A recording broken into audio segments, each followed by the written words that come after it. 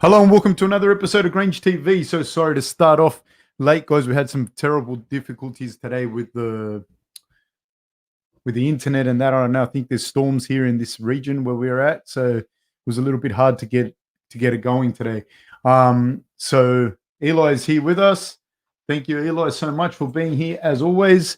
We will be commentating this. Let's kick off right now, guys. Again, please, we're watching all of this together. So, guys, comment.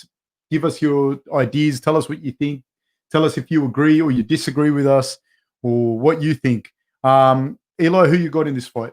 I thought that with Thiago, first of all, obviously everyone knows he's got great jiu-jitsu, so I thought he would have to take to the ground. I don't rate his striking that well, and we can see right now what he's trying to do, get to the ground. But I think Bobby Greene has good takedown defense, but at the moment, as I'm saying that, he's just taking him down right in the center of the cage. Taking his back. Yeah, this is not. But he's done well to sort of flip him over and end up on top. I was going Bobby Greene in this fight. I thought if he could keep it standing, then he'd be able to pepper him for them 3 rounds. And I thought we would see Thiago just trying to get that takedown. But it gets more and more difficult each round, doesn't it? Do you know what I mean? If you can't get it in the first and second round, then it only gets more and more difficult. You get more slippery and a whole bunch of stuff. But Bobby Greene's got good wrestling, and the only thing I have with Bobby Greene is he runs hot and cold. But this year he's had 3 fights. He's going for his 4th win within a year. I think his first win was in November, and we're in November now. So in around a year, this could be his 4th win, which I believe will be the first person in the UFC roster to do so. So that has its benefits and its against, because I guess if you're running hot, do you know what I mean? You feel like you can just continue on with that streak, with that confidence, but also it can wear you down. Absolutely. 4 fights in a year, in the space of a year. So he's been in training camp pretty much the whole time, having to perform every time. But yeah, so let's see how he goes. So Bobby's holding the center of the cage well here, I think. He's got his hands down. He looks very, very relaxed. So mid-kick to midsection by Thiago. Bobby Greene's still following him there. I think he's going to be very confident on the feet. I feel like he definitely has the advantage on the feet. It's just whether Thiago will be able to take him down. As we see, he did take him down, but Bobby Greene's back up. So will be interesting and very confident. Big right hand there by Thiago. Landed on Bobby Greene, the southpaw. Yeah, maybe a little bit too confident in there. Yeah. He's unfortunately he's had the habit of doing that, of having his hands down and fighting really relaxed and then paying the price for it. I like it. I like this fight. I like Thiago. He does seem to have he doesn't have the best striking, but he does seem to have some answers for it. He's not overwhelmed. He's staying composed. Well, I'm sure he's working on it as well. Do you know what I mean? It's not like he's going, I'm just going to rely on my grappling. He'd be working on his striking very hard. And he does looks like he's moving a little bit more smoother than usual. But yeah, when he's loading up like that, you can see him from a mile away. Bobby Greene a little bit more. That oblique kick as well, that's stopping the forward movement of Thiago, and it can also hyperextend the knee. There's a lot of things that kick does, like that oblique kick to the leg, that does a lot of things. It can injure you. That's the first one. But the injuries as well, it can hyperextend. It can, there's a lot of different ligaments in there that it can hurt. But it also stops you from coming forward. And I think primarily that's a big thing, that it breaks your rhythm. You can't come forward. You have to be careful of that because there's something in the mid space. Having things in the mid space matter a lot, because you can't come in, you can't get out. Oh, he tagged him again there towards the end of the round. Just getting a little bit lazy at the end, Bobby Greene, a little bit too confident. He's got to be careful here because Thiago is swinging for the fences. So feel free to comment, guys. Say whatever you like. Please tell us. Please like and subscribe. About that kick, Fab, but 5 years ago, was it pretty much, it was non-existent, wasn't it, in the MMA really? Or I think John Jones always did it. Yep. I think John Jones was one of those people that always did it. He would do it with his rear leg, wouldn't he? And across to their lead leg.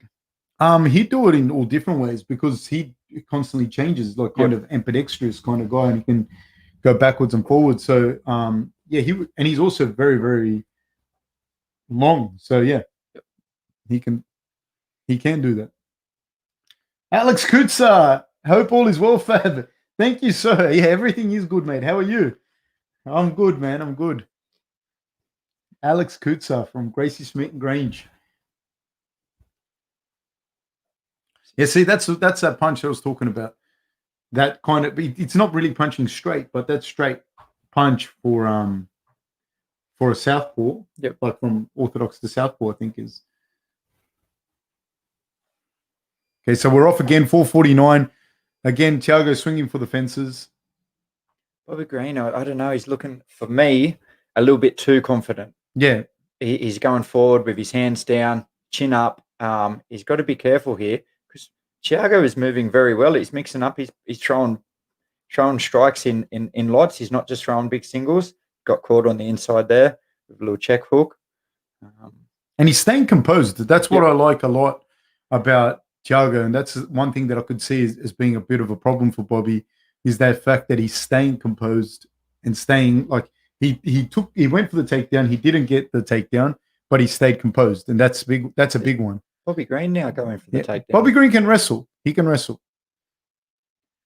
But he wrestled through high school and whatnot. So I thought it'd be somewhere where he wouldn't want to go, but I thought he would like to keep it to the feet because we're seeing what Thiago can do. Let's see this. It'd be interesting with him on top, but might be a different story. But you do feel stuff with people on the ground sometimes, you know what I mean? Yep. Or standing up, even their physicality and their strength and whatnot. Here we go. So now it's Thiago's move to his back. That's a problem taking people like that down, eh? Yep. Yeah, if you leave any space and they can escape out of there, then you're the one now in trouble. And here he's went for the leg. He's defending well. He's got his leg up. What he can't do is have your toes extended. So right now he's still defending it quite well. Thiago's very patient, but here he's just now this is a problem. Yep, this is a big problem. He's got to try and pull the elbow out, but he's going to belly down. Now he's got the toes extended. Oh, well done. It's on the other side now. Is he going to go for a heel hook? More dangerous. Yeah, I think he's going for this heel hook here. Inside heel hook. Very good by Bobby Greene. Won't be taking him down again, but no.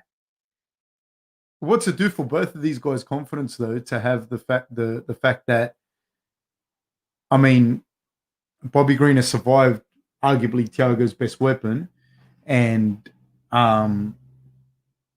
Thiago's also managed to get the fight to where he wants it to go both times. What do you think, Ilo? In that situation just then, for Bobby Greene to get out of, but he initiated it.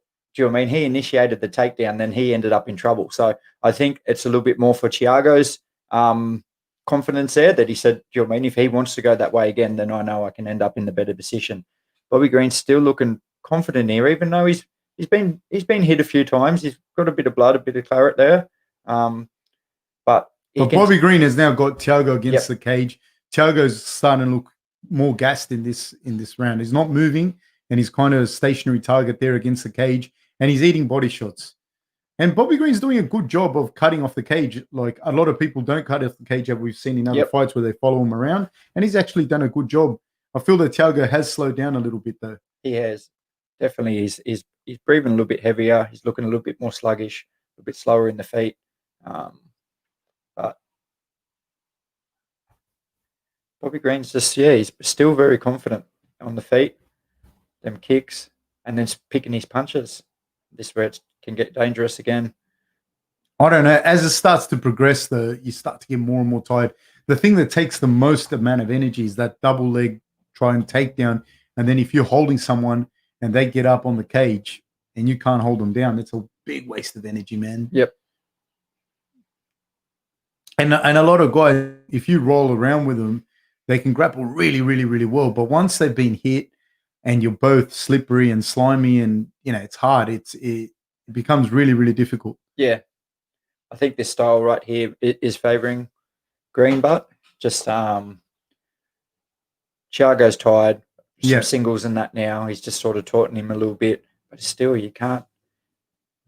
I don't like I like the confidence, but I don't like the cockiness towards it, because we've seen it before, haven't we? Absolutely. Where people get a little bit cocky and then they can get tagged.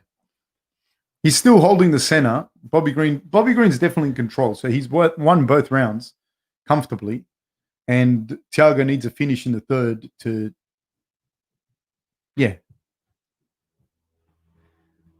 for anything to happen, really. Yeah, so just I don't know what type of kick that was, a little jumping fly kick, and Thiago just sort of gets him with a right hand. He needs to be careful here. Okay, do we have some comments? If John Jones wins the heavyweight title, will it be enough to regain his GOAT status? I know everyone has their own interpretation of the GOAT, but the consensus is Khabib being the number one. I don't know. What do you think, Eli? It's an argument that continue on and on. Do you know what I mean? Depending on their opponents. And I would say, I don't know, I have a few people in mind for the GOAT. Do you know what I mean? There's GSP, there's, for me, Anderson. Well, I feel Anderson Silva, if he would have retired after he broke his leg, then he would still be in consideration. Because I think the different Anderson Silva, and we have him fighting today, so that's how come I'm sort of making him relevant. Demetrius Johnson, I don't know. There's a huge argument for a lot of people. Let's look at their opponents. John Jones' opponents in that light heavyweight, mate. There's been some people that he's wiped out, and going back to people like Lyoto Machida, like some ex-champions. I think he would have fought the most amount of champions. Yeah. So for me, it probably would have to be John Jones, or maybe GSP. So sorry, we kicked off and 4:47 at the start, and we'll come back to that one. Yeah, we'll come back for sure. That one we can talk about a fair bit. So here we are, 4:34. Now Thiago's holding the center a little bit. Sorry, it had me thinking on that GOAT conversation, because I think a lot of the time short memories, and we only think about our own era. You know, you forget about. There's been some really people who haven't even fought in the UFC that would be in that. If we're talking MMA, if you're talking MMA, for sure. Okay, so now Bobby Greene's back to holding the center of the cage. Thiago's swinging for the fences, and Bobby Greene is doing a great job. He's kind of following him now around. He's following him a little bit, but he's definitely looks like he's got the more energy. I like that Thiago fires back that right hand, though. Yeah. And he seems to be finding a bit of a home for it. I think he's got him a few times, even though Bobby's shaking his head, which is a huge indicator of, do you know what I mean? Like, it didn't hurt me, but you're acknowledging it. So it did something. Yes, that kick is always keeping him off. Do you feel that Bobby Greene kind of takes more damage than he needs to? 100%. Of course, yeah. I feel like he does with his confidence and that, and his brashness. He's just a little bit. Yeah, he doesn't need to take that damage. He could, do you know what I mean, move in and out a little bit more, but he likes to stand there. He likes to take some and let them know that it's not hurting him. That's the way he likes to do it. But he's definitely winning this fight by far. Yeah. Like, Thiago needs to do something special. Needs to finish him, either knock him out or submit him or whatever. But it's not like right now. It's Bobby Greene picking him apart, landing shots, moving. That I think the story of the fight as well has been that leg kick that he does, that oblique kick. Yep, it just stopped him from coming forward. But Thiago has consistently hit him with that right hand, returning with that right hand. And that's where Bobby Greene, he doesn't need to stay there and cop that. Do you know what I mean? I feel like if he would just use his feet, his footwork a little bit more, get back out of that range, then he wouldn't have to copy them. And copying him when he does that switch, when he's going backwards as well. Yeah. I feel that Thiago, if he had like 10% better striking, like if he had, you know, he's obviously working on it, he's improving. But I feel if he could throw that just a little bit straighter, a little bit more power, not power, just a little bit straighter, a little bit more accurate, he'd land some good shots there. So here we go here. Bobby Greene again, having pressed up against the cage. Thiago doing a good job of getting back up, but it's not enough. It's a pretty smart move, do you think, at this time of the fight? Because absolutely, very hard to get the submission. 1:30 left. They're going to be slippery, but dangerous as well. if he can get to them Now legs. Thiago's fighting for a head on the inside. Now Bobby Greene's got a Kimura, but he hasn't got it anymore. Thiago's looking to pass. Yeah. He's looking to pass. He's kind of he's looking to take the back. With a minute to go. Yeah, there's almost a minute to go, and Bobby Greene's defending quite well, but Thiago now has taken his back. He hasn't sunk the hooks in, but he has his back. But Thiago has to.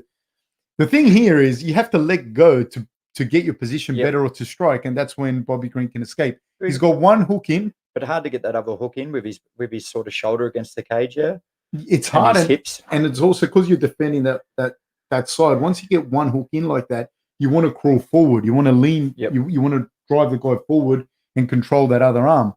But there's just not enough time for that. Nah, he's doing everything he can now, but. Yeah, they're just going to be stuck in this position for a long time. Bobby Greene was almost hitting the switch there. Thiago's doing really well. He slipped out the back, did Bobby Greene. So he slipped out. There's 20 seconds to go. Thiago's swinging for the fences. Again, swinging that right hand. Bobby Greene swung a right hand back. He's now in the orthodox position. He's gone back to southpaw. Thiago's pressing forward. They're both swinging right hands, both swinging for the fences. Bobby Greene's back in southpaw position. They're going. Thiago swinging for the fences, misses with a spinning back fist. Bobby Greene won all 3 rounds, in my opinion. Yours? Yeah, I think they're probably closer. Look, Bobby Greene has some damage to him there. He has a cut above the eyebrow, some damage that he didn't need to take. But yeah, I think he just he would have got more significant strikes. So yeah, I think he would have edged that one out. But Thiago can take a lot away from that fight. He did do well on the feet. There was some improvements there from some of his previous fights, and I think it was an interesting fight. But I think going back to the conversation we were having earlier, I think it really matters the era that you're comparing, because you can't really compare outside people's eras. It's very, very hard. Like GSP to me is right up there as well as a GOAT. Outside of the UFC, there's a few people as well, but just keeping it in the UFC, I think GSP, Demetrius, Dominic Cruz, I always think of him, maybe not at that top level GOAT overall, but I've always thought of him as a fantastic, fantastic fighter. Anderson Silva, of course, John Jones, Stipe is right up there as well. Yeah.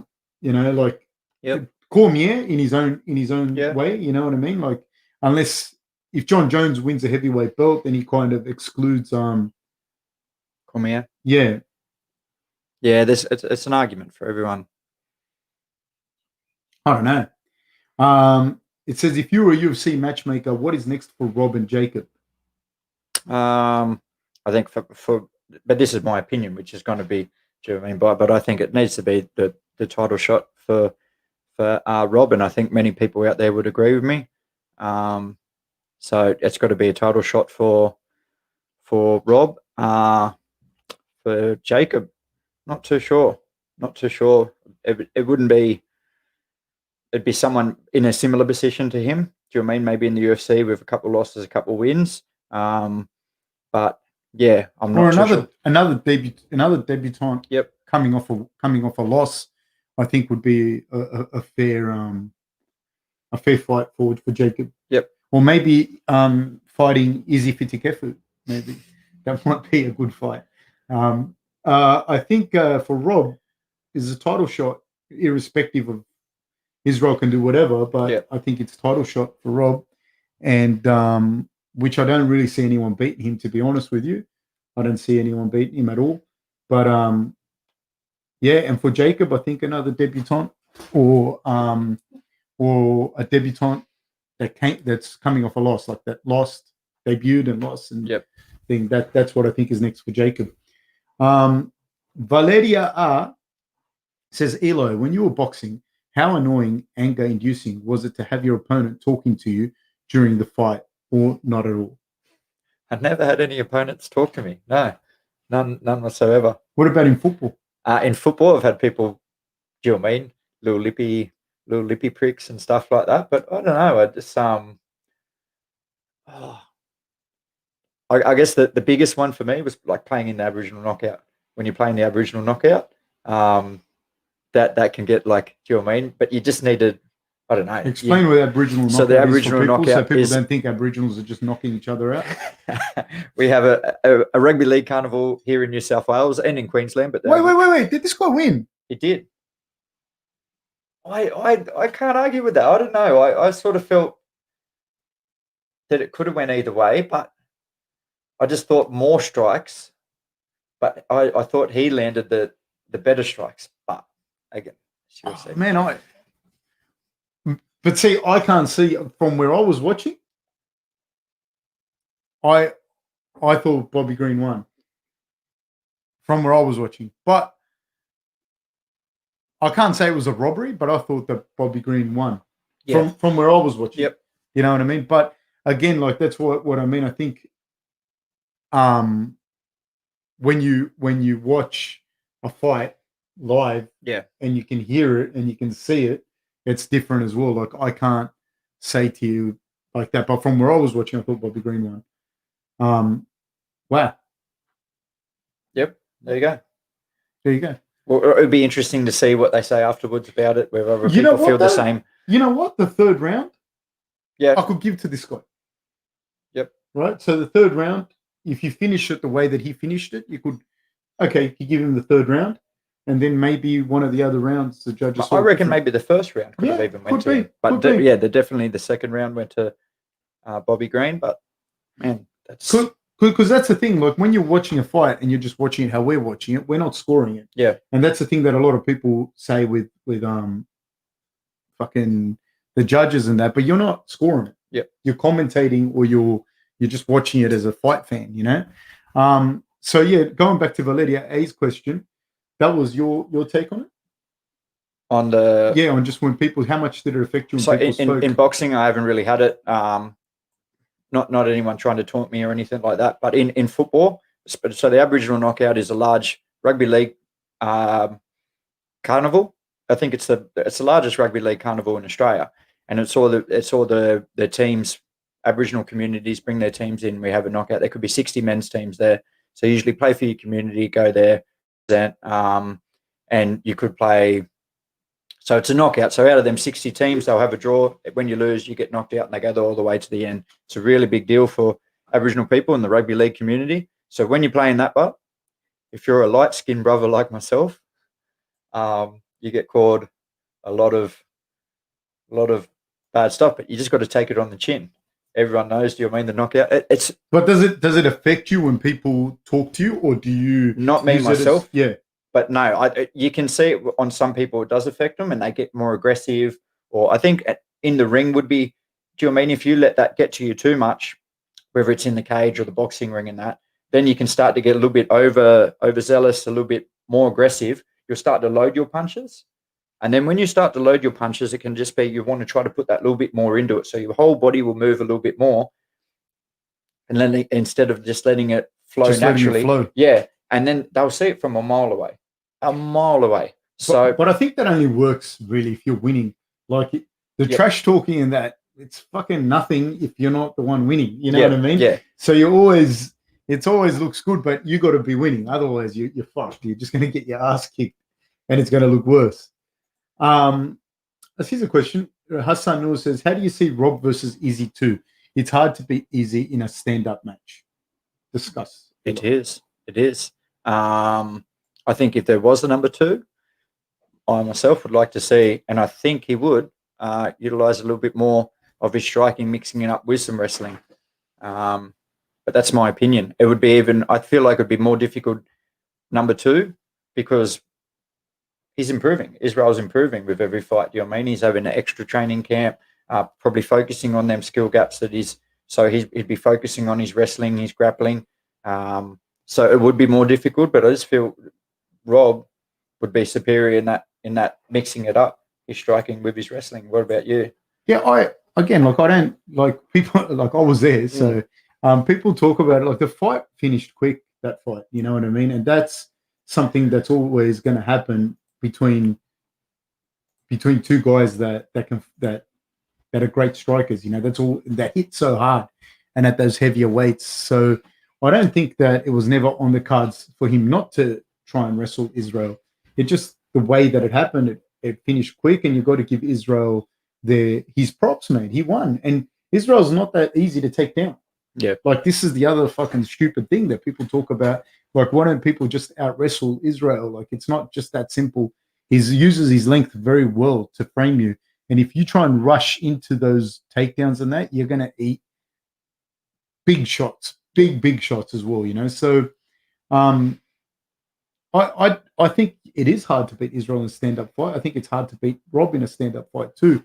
I think that it's hard as well because I know what Rob is capable of. So I'd be confident for Rob in that fight, but I also think that Izzy's fantastic. So, and I thought that before the fight. So before they fought the first time. So way before they fought the first time, wasn't it? Yeah. So I knew about Israel before he signed with the UFC. So way before. So I was well aware of that anyways. Hassan Ahmed, how are you, my friend? The fights are going well. We're up to the second fight now. So yeah. Do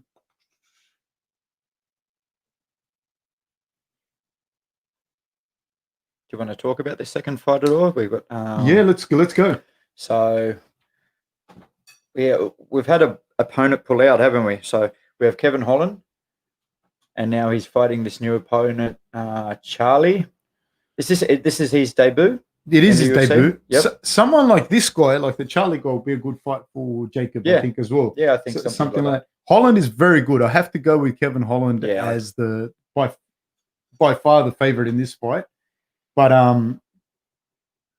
it's a fight, so anything can happen. Good stand-up, really good jiu-jitsu. Yep. So really good jiu-jitsu. So I actually was looking forward to the fight, the Mahmoud that was going to fight this guy. Yep. I was really looking forward to that fight. He's a very, very, very good fighter. First fighter to be signed by Mayweather. So Mayweather's looking after him and that. As a UFC fighter? Yeah. Wow. Yeah, so he's the first one. So that's one, I'm really, really excited. Yep. Ademi Yaleska says, quiero ver la pelea de Hall con Silva. Yo también estoy con muchas ganas de ver esa pelea. Diga quién usted piensa que va a ganar. So I'm saying this gentleman says that he thinks he really looking forward to the Hall versus Silva fight, says our Spanish-speaking friend here, Adami. And I said that I too am looking forward to that. And I would like to know who he thinks. And I would also like to know who, out of you guys, who you think is going to win that fight. Hall versus Silva. And how and when? Absolutely. Yeah, Kevin Holland is going off. Yeah, I think he can. I think he can be confident. I feel this is a bit of a mismatch. Charlie's record is 17-6, is he? Or 11-6 or something like that. The 6 losses he does have are all by knockout. He does have some. He wins by knockout and he loses by knockouts. He does some crazy things in there, but I think, Kevin Holland is gonna win this fight with ease. That's my brash prediction. What about you, Fab? Yeah, I have to say I tend to agree with you on this one, Eli. I don't agree with you on much, mate, but I have to say I agree with you on this. I don't agree with you on your stance of pensioners being fair game at the ATM, but I do agree with you on this. Hassan Noor says, Coach, how do you rate Till's stand-up against Izzy? I want to see that fight, but Till has to win. It has to win a few to get that. What do you think? No, I like that fight. I do like that fight. I think Till would be a challenge for him standing up, but I still just think out of 10, Izzy would be 10 and Till would be a 9. So I think Izzy would just be that little bit better, but it would still be a very interesting fight. I would like to see that. The problem definitely in that fight is that I don't see Till having the grappling. Yeah. To really think. But man, Till again is another guy that's very good as well. Like he's good, man. Yeah. Man, did you see the odds? This guy's a -800 favorite. Yeah. And the other guy's +500. Yep. I think But then, man, you see losses like that happen, though. You know what I mean? Like, I think. Do you think it affects to be that much of a favorite? It affects the. Like, it can affect Kevin Holland being that much of a favorite. It can affect him if he gets too like he thinks he already has it in the bag, because I'm sure any fighter like this Charlie, he has experience. You know what I mean? Like he has knocked people out. Oh shit! Oh, so they came out swinging for the fences. Holland looked like he fell or he got dropped. See, it does some crazy things. So Charlie's got a black belt in Taekwondo and karate, and he looks very relaxed. I don't think you can take him like he can't fight. He throws axe kicks and all this strange stuff, but then he may do something silly like that. Do you know what I mean? If you're trying to get he's not going to get he can't get the guillotine from side control, and Kevin Holland's landing big elbows. Now he's got the shoulder pressure from side control on Charlie. Oh, Charlie's going to Charlie bridged and tried to roll, but now he's under a very good black belt in the north-south position. And he looks uncomfortable. Yeah, he doesn't look like he has the grappling to get out of here. Kevin Holland is kind of in north-south, and he's just laying shots, open hand slaps to the ear, which can disrupt the eardrum and hurt a lot, quite a bit. Now he's in side control. He's got good shoulder pressure there. Charlie's holding on to that guillotine, trying to bridge and roll him. It's not going to happen. It's not going to happen from that position, and certainly not to someone as experienced a grappler as Holland is. And with 3 minutes 40 left in the round, I think he's in some real trouble here. Even if he survives this, it's going to just take a massive toll. Yep. Yeah, he's just down and elbows on him in a very comfortable position. This is even if he survives it. He keeps grabbing over that head and then trying to roll it. Yeah. Well, Kevin Holland, but in reality, even if Kevin Holland doesn't submit him or doesn't, just the wear and tear of just being held under like this is because now Charlie's strong. He's very strong. He's got like everything going for him to stop the submission. And if you've got a good idea of grappling, you can hold out for 5 minutes just on your strength and your athleticism and whatnot. But I don't know, like he's not going to be able to do this the whole fight, you know? And so I think it's smart. I think Kevin Holland's also showing his intelligence by doing what he's doing. Yep. He is using his strength here to get up, but Holland's just on him. Yeah. Just straight back onto him. And just ragdolling him, swept his feet out. Yep. So now he's got him up against the cage. And he tapped him out with a kind of Von Flue choke type of thing. I don't know if it was a Von Flue choke because he didn't have the guillotine. I think he hurt him with that takedown. I thought it was a Von Flue. Down. I think he's hurt him with that. Because it's a first round finish for Kevin Holland. And then there was a verbal tap. I think he's hurt his neck or something. Because if you look at that takedown, that was nasty, and he did just ragdolled him. So he takes his back,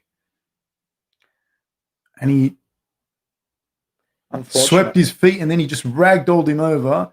I don't know if he hurt his shoulder there. Might have dislocated his shoulder. Yeah, he just verbally taps, I think. Let's see it again. Swept the foot, slams him down.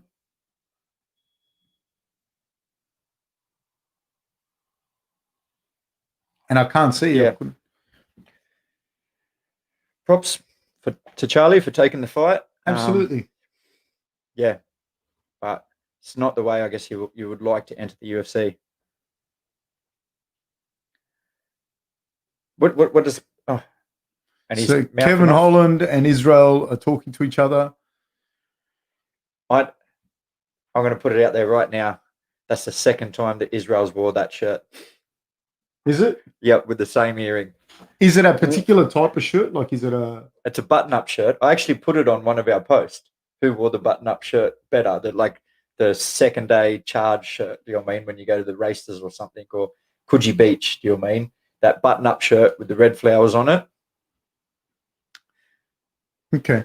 You've been outed, Israel. You've been outed, mate. The fashion police. They're coming for you. What do you think? You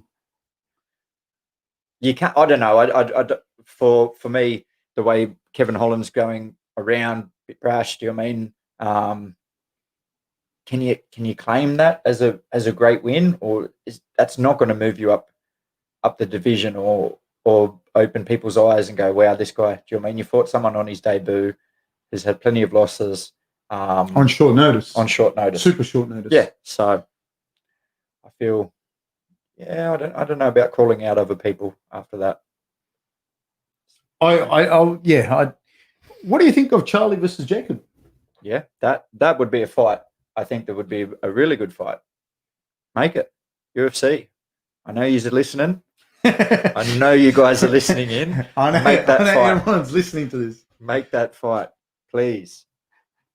All right. So Dana, make a fight. Yeah. Charlie versus Jacob, main event, Sydney. So it says, the Toka says Uriah Hall wins inside the distance KO. What do you think?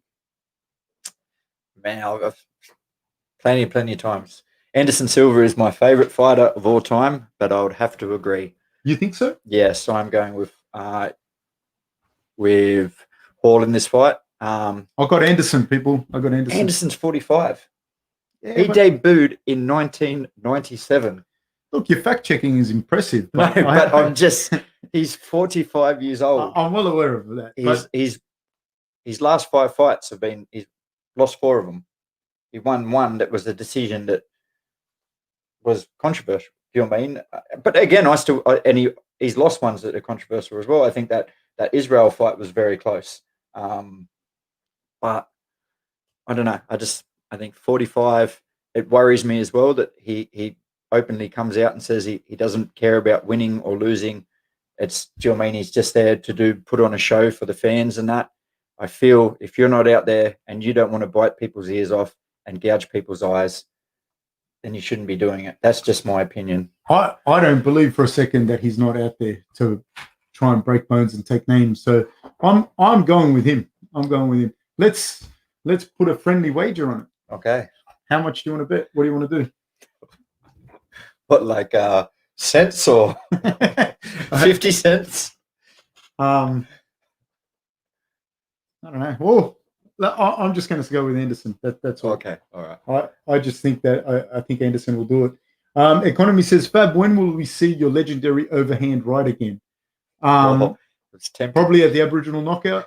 I'll probably be in there as Eli's bodyguard, just throwing overhands. This is an interesting one. Ali Chowdhury says, Coach, how do you see Hamzat versus Edward going? That's what we were talking about earlier. Yeah, you were talking about it. To be honest, I didn't know they were fighting. I haven't looked into it too much. So my opinion, I guess I would have to, think about it a little bit more. What about you, Fab? I'm a big fan of both of them. I haven't seen enough of Hamzat, to be honest with you, against top-level competition, and that's what Edwards is, to be able to give a definitive answer. Having said that, as far as what Hamzat can do, he's very high level. He finished, I believe he finished 3rd at Russian Nationals as a junior, which is under 20s.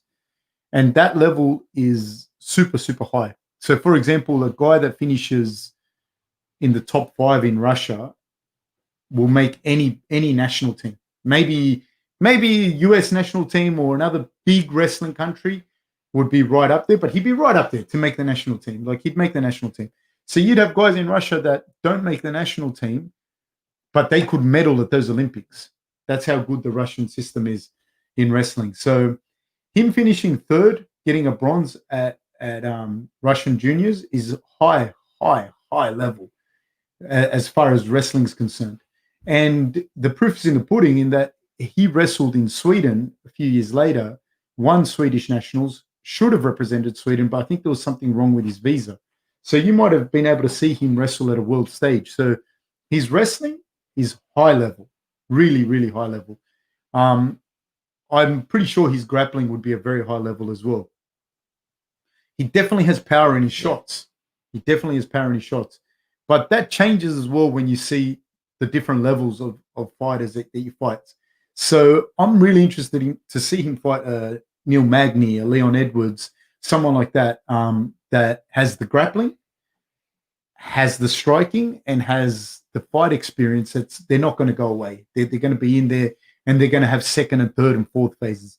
I think Leon Edwards' grappling is extremely underrated. Extremely underrated. I think his striking is phenomenal, but his grappling is extremely underrated. The one thing that I have there is Usman was able to hold him up against the cage, was able to Usman him. And I think that Khamzat will be able to do that a lot better than Usman probably could. I'm just guessing this. Having said that, I don't see that's what I think of Khamzat, but I think he's still untested in MMA at that higher echelon, and that's what I'm really curious to see. I really, really want to see that fight. And I love watching Leon Edwards fight, so I'm pumped for that. Were you both fans of Sean Connery? He passed away today. Yeah, 90 years of age. Did you? My mum just told me earlier before. I think I am a big fan of Sean Connery. sad, eh? Yeah, it is. But 90 years of age, accomplished a lot. So, yeah, I always sad. But when you see someone, I guess that you don't know them, but you feel like you know them because you've watched their films or something like that. So you have some type of connection if you enjoy these films and that. But yeah, no, I did enjoy. I was a fan of him, Sean Connery. Who wasn't? No, I was. Huh? I was. Yeah, I don't think anyone goes, "Oh, that's Sean Connery. I hated him." You know, he was Mr. Universe back in the day. Like he was. Yeah, he was. What do you mean? Like, yeah, back in the day. No. Yeah, look. I will have to look it up. Yeah, for sure. Tell me what you think about this fight. Who do we got next? Bobby Greene and not Bobby Greene. The thing Maurice Greene. Oh, Maurice Greene. Not the 100-meter runner. The kickboxer. Yeah, Maurice Greene and Greg Hardy. Yeah, sorry. I think we were talking about it earlier where I don't know, I'm not a big fan of Hardy. He sort of came on the scene. He had that, was an football player, NFL player, bit of a name, bit of controversy as an amateur, and then I think in his early stages of his professional fighting career was going in there and just being an athletic beast. He was just knocking a few people out.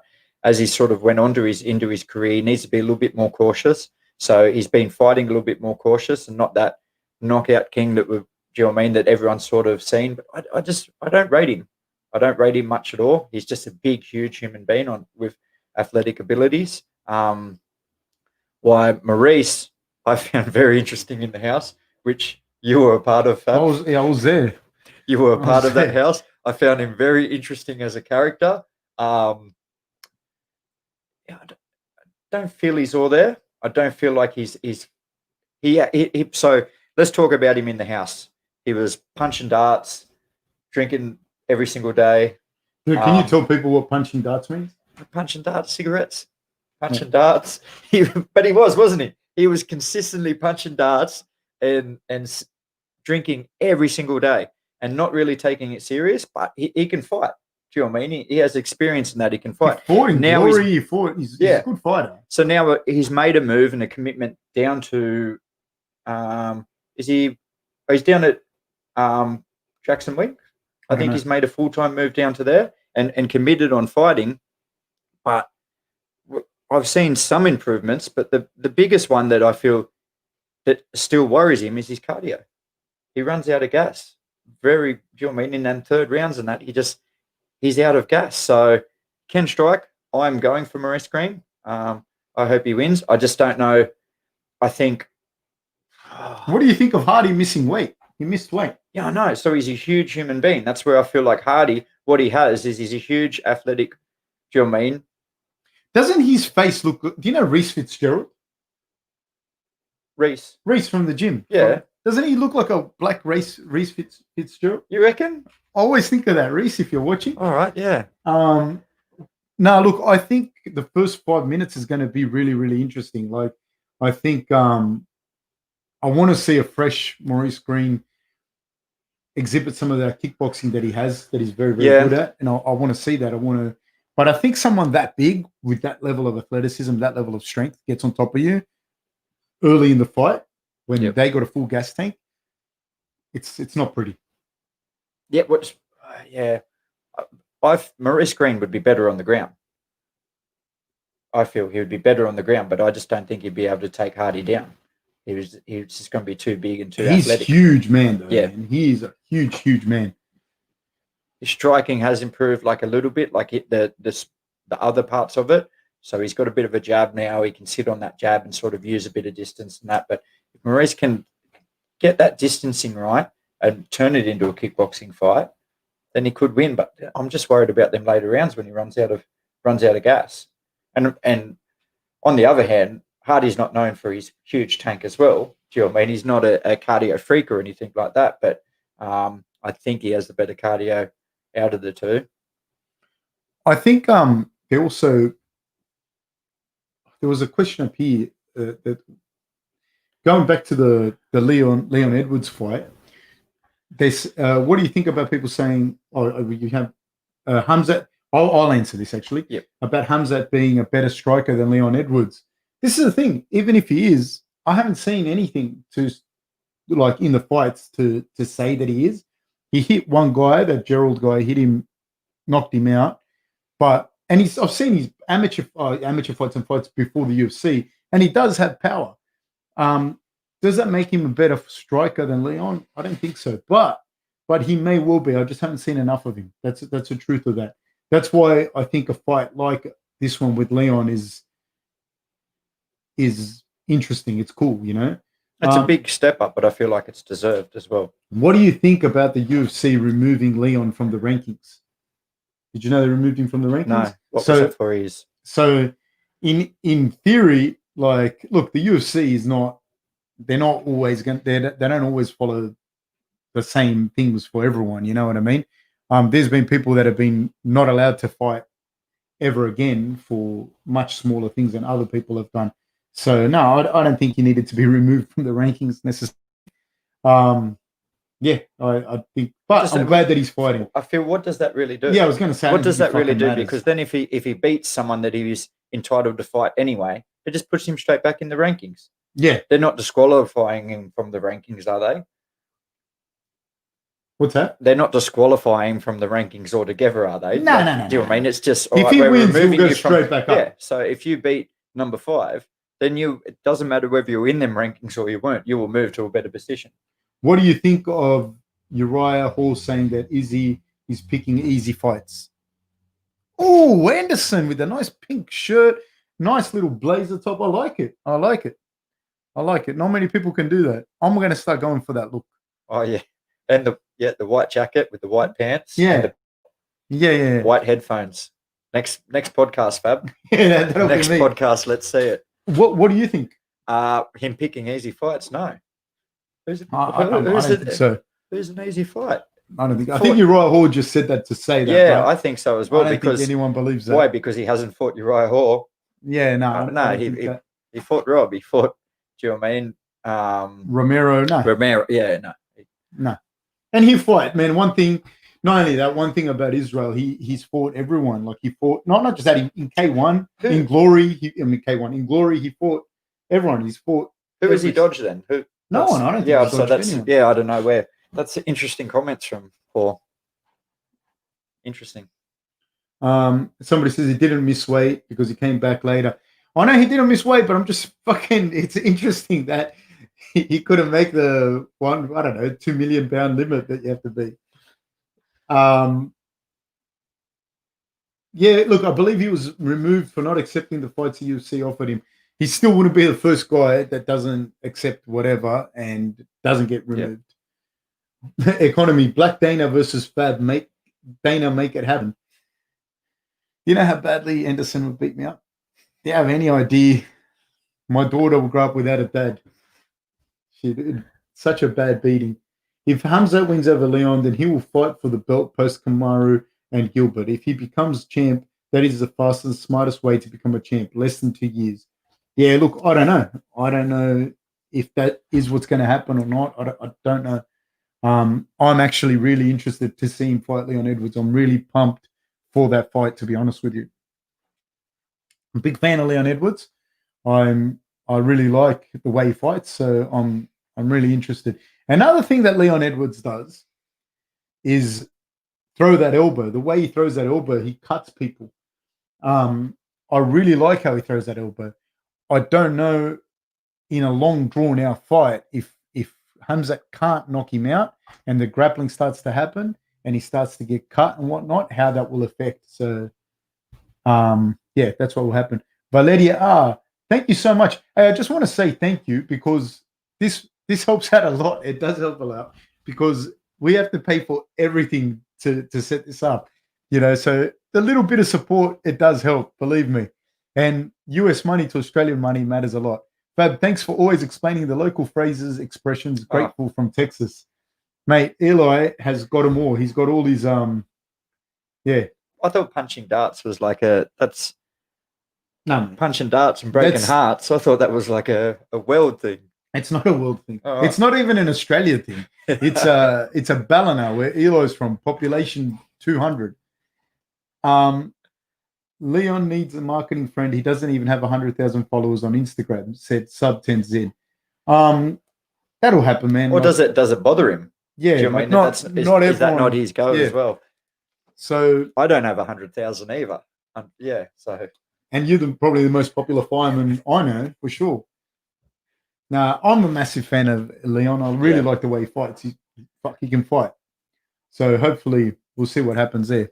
So Greg Hardy's in here. He is huge, man. He is a huge human being. And Maurice Greene's coming out. We got a hello from Brazil as well. DT says you should use a carb buffer for your head. How dare you, man? You think that shit doesn't hurt me? It fucking hurts me, man. It hurts. It affects me, Unbelievable. So who you got in this fight? Do I have to pick someone? I don't know. I'm not really looking forward to this fight too much. I want to see Maurice win. I want to see Maurice Greene win, so I'm going to go for him. Maurice Greene, for sure. Here's an interesting one. Thoughts on Paul Gallen versus Mark Hunt? Yeah, I got to go Mark Hunt. I feel like Paul Gallen will be probably technically, this will sound funny, but probably technically a little bit more of a boxer. But if he gets into a brawl with Mark Hunt, he's in big trouble. That's how I feel. I think anyone gets into a brawl with Mark, it's big trouble. Yeah, I feel it, and I think that's what will happen. Paul Gallen has, so I'm going with Hunt. Yeah, I would tend to go with Hunt as well. And I do agree with you. I think that Paul's been the more active boxer, and at face value at the start, it'll say like Mark Hunt, and I think Mark Hunt will win just because of so much fight experience. That's because he's Mark Hunt, man. But I do think that Paul, his strike, his boxing, he's had more experience there. Yeah, But no, I feel like he would be the more technical boxer in the fight. But but Mark's a monster. Yeah, it's gonna. I feel it will turn into a brawl, and it'll be hard for Paul Gallen to win that brawl. But he's tough, man. Paul Gallen. He's 100%. Yeah. Mark Hunt, Mark Hunt deserves to win his lawsuit. It's a joke. I tend to agree with you, Len Brennan. Well. Yeah. I hope Mark wins his lawsuit. Greene, okay, yeah, I would like to see Greene win. I don't think he's going to win this fight. No? Nah. I'd like to see this first 5 minutes go. I'd like to see what happens. Sorry, I hate this dude. I really, the way he carries on and that, I just dislike him a lot. And yeah, I might bump into him and run away, but and you just throw those punches. No, but I wouldn't care. There's some people you can just not like some people, and I don't like him. Some people probably don't like me. Probably a lot of people don't like me, but I don't like him. So Randy says, and I'm sure he cares. Randy says, love the podcast room. You and Eli are looking very Miami Vice. That is very witty of you. Miami Vice. That is very, very witty of you, Randy. You think Hardy will become a top heavyweight? No. Why not, Eli? I just don't think he has the range of skills. I think he will hang around in that Do you know what I mean? Because he is huge, athletic. But I can't see him in the top 10, top 5, beating some of them guys who are a lot better, well-rounded. Like an Ngannou type cat or something. No way. This is what I want to see. I want to see Maurice Greene land these leg kicks. That's what I'd be really interested in seeing. Because Hardy looks like he's going to load up on the massive right hand and big left hook. That's what I see him doing. Hardy's holding the center of the cage right now, and he's doing well. But Maurice Greene's moving. He's not getting trapped. He's crafty, Maurice. He's had a few fights in glory. He's had a few fights in glory. He can kickbox. What I am worried about, I am worried about him being that taller opponent, and that's what Hardy, if you mean, swinging that overhand right.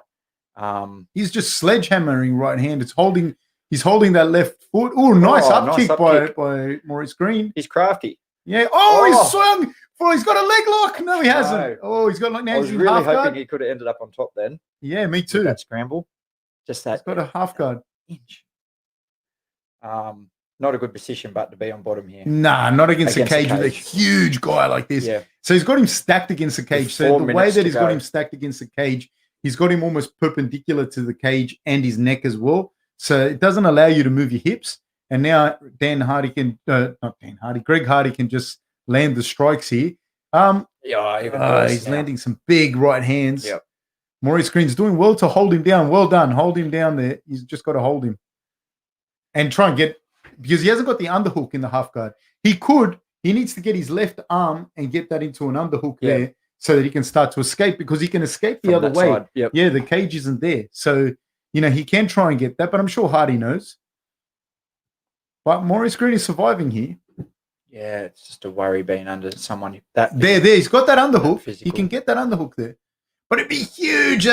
But Hardy's doing a good job of squaring Greene's hips off. See, you know what I mean? Like squaring them off so he can't get onto that right hip and get that left underhook in. But he's doing a good job to hold him down. But how long can you hold him down for at this rate? Do you know what I mean? With that pressure on your face and him just laying all over you, such a huge human being. Every time you're breathing in and out. No.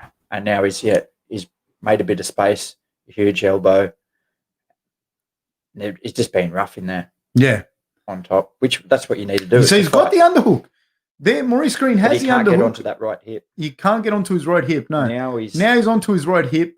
Hardy's not squaring off, but he's lost the underhook. Here we go. He's postured up now. He's postured up, but he's got the underhook. He's landing the elbows. He's got the underhooks. He needed to get up off that elbow, though.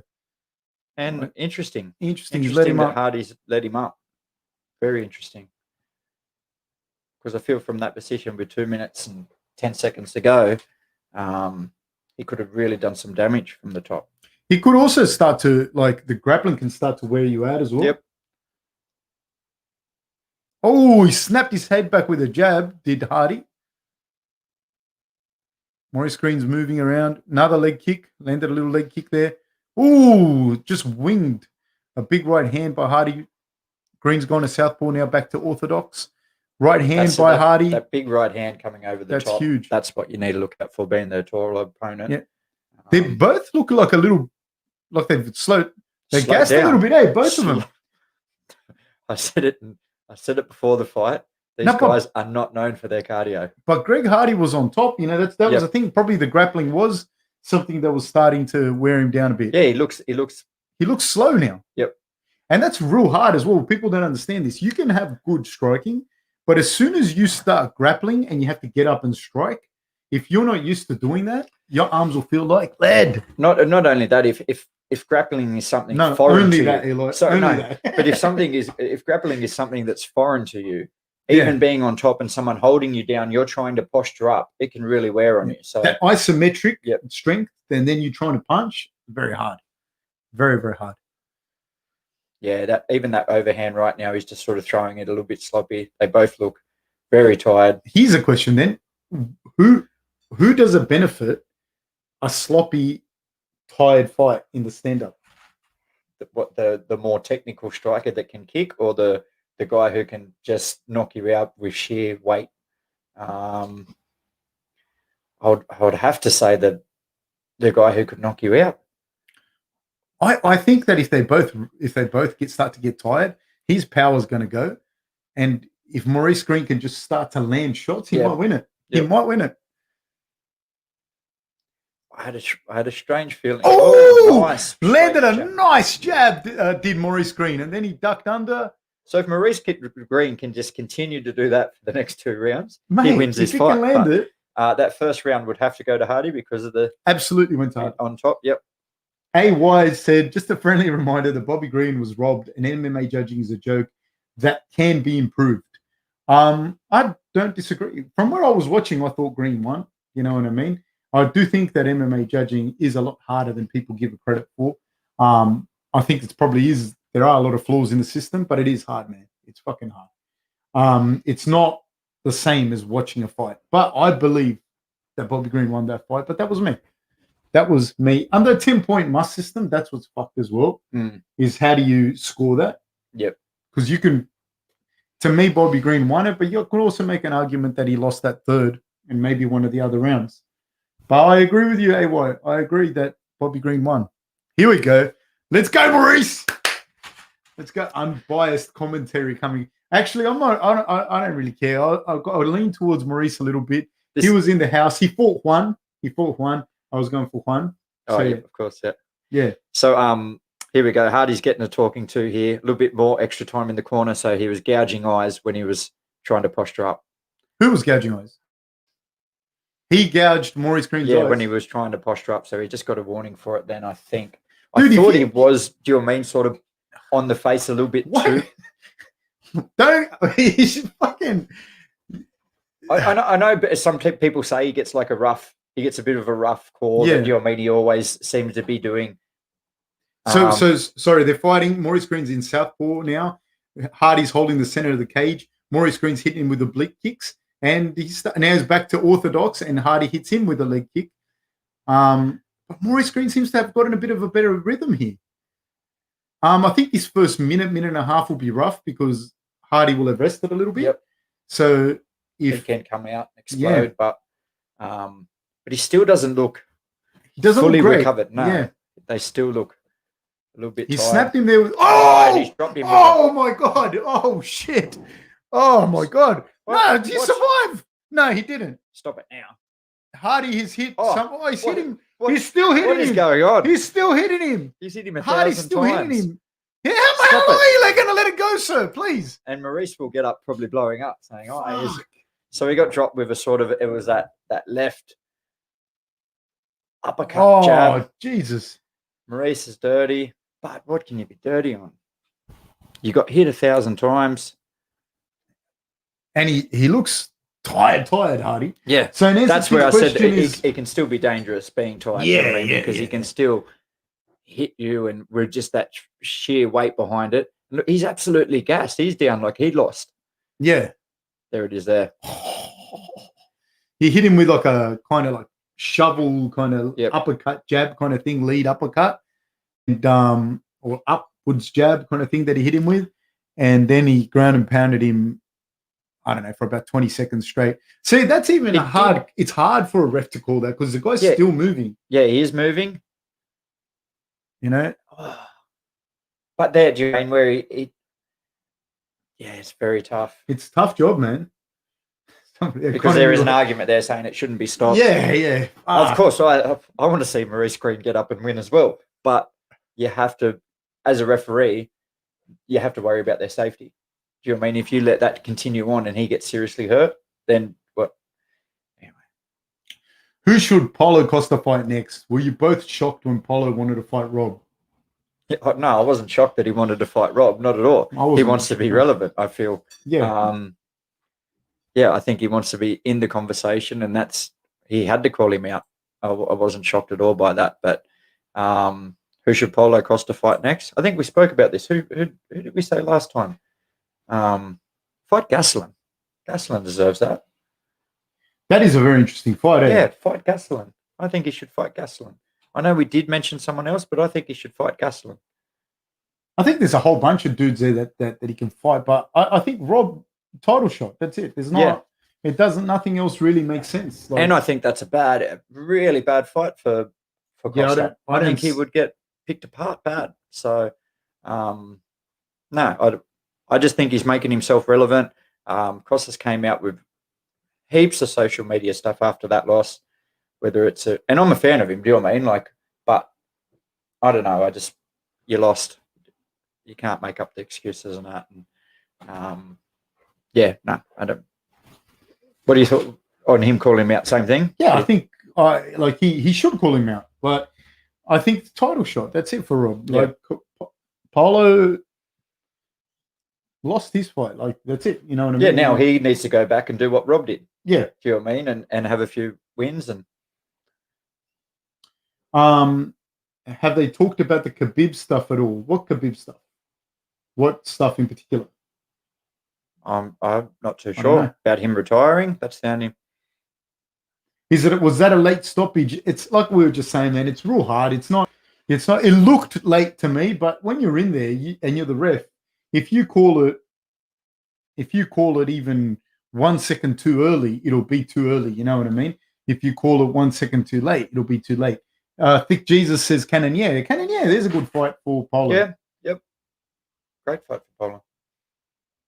The stuff with the French president, I don't know, man. I don't know what you're talking about with that. Let me Google that for you. What? Khabib? Yeah. And the French president? I know nothing of it. Let me see. Tell us more. Yeah, do tell. Dana said Khabib is coming back. I don't think so. I think he will try to get him back. He will try to encourage him with money. But I think Khabib's not motivated by money. So I think that, and I like to see the way he went out. Oh man, I'm just looking up what it was then. It's not really. This is not really the avenue of trying to keep politics, religious debates, and all that kind of stuff out of the thing. Economy, yes, I do believe that Rob would beat Costa. I think Costa's a tough guy, man. Don't get me wrong, man. Israel did a fantastic job against Costa, but I don't think Costa's like an easy fight. You know what I mean? And he can hurt you really, really bad as well. But no, I don't think so. I think Rob has a better, a much better arsenal. You know, much greater vocabulary of strikes. No need to be sorry, EKSSF. Thank you for watching and supporting. We'll just try to keep it, all political views and religious views. I want everyone to feel welcome here. And I want the interaction. We want the interaction from everyone and have a conversation in that. Try and keep it about the fights.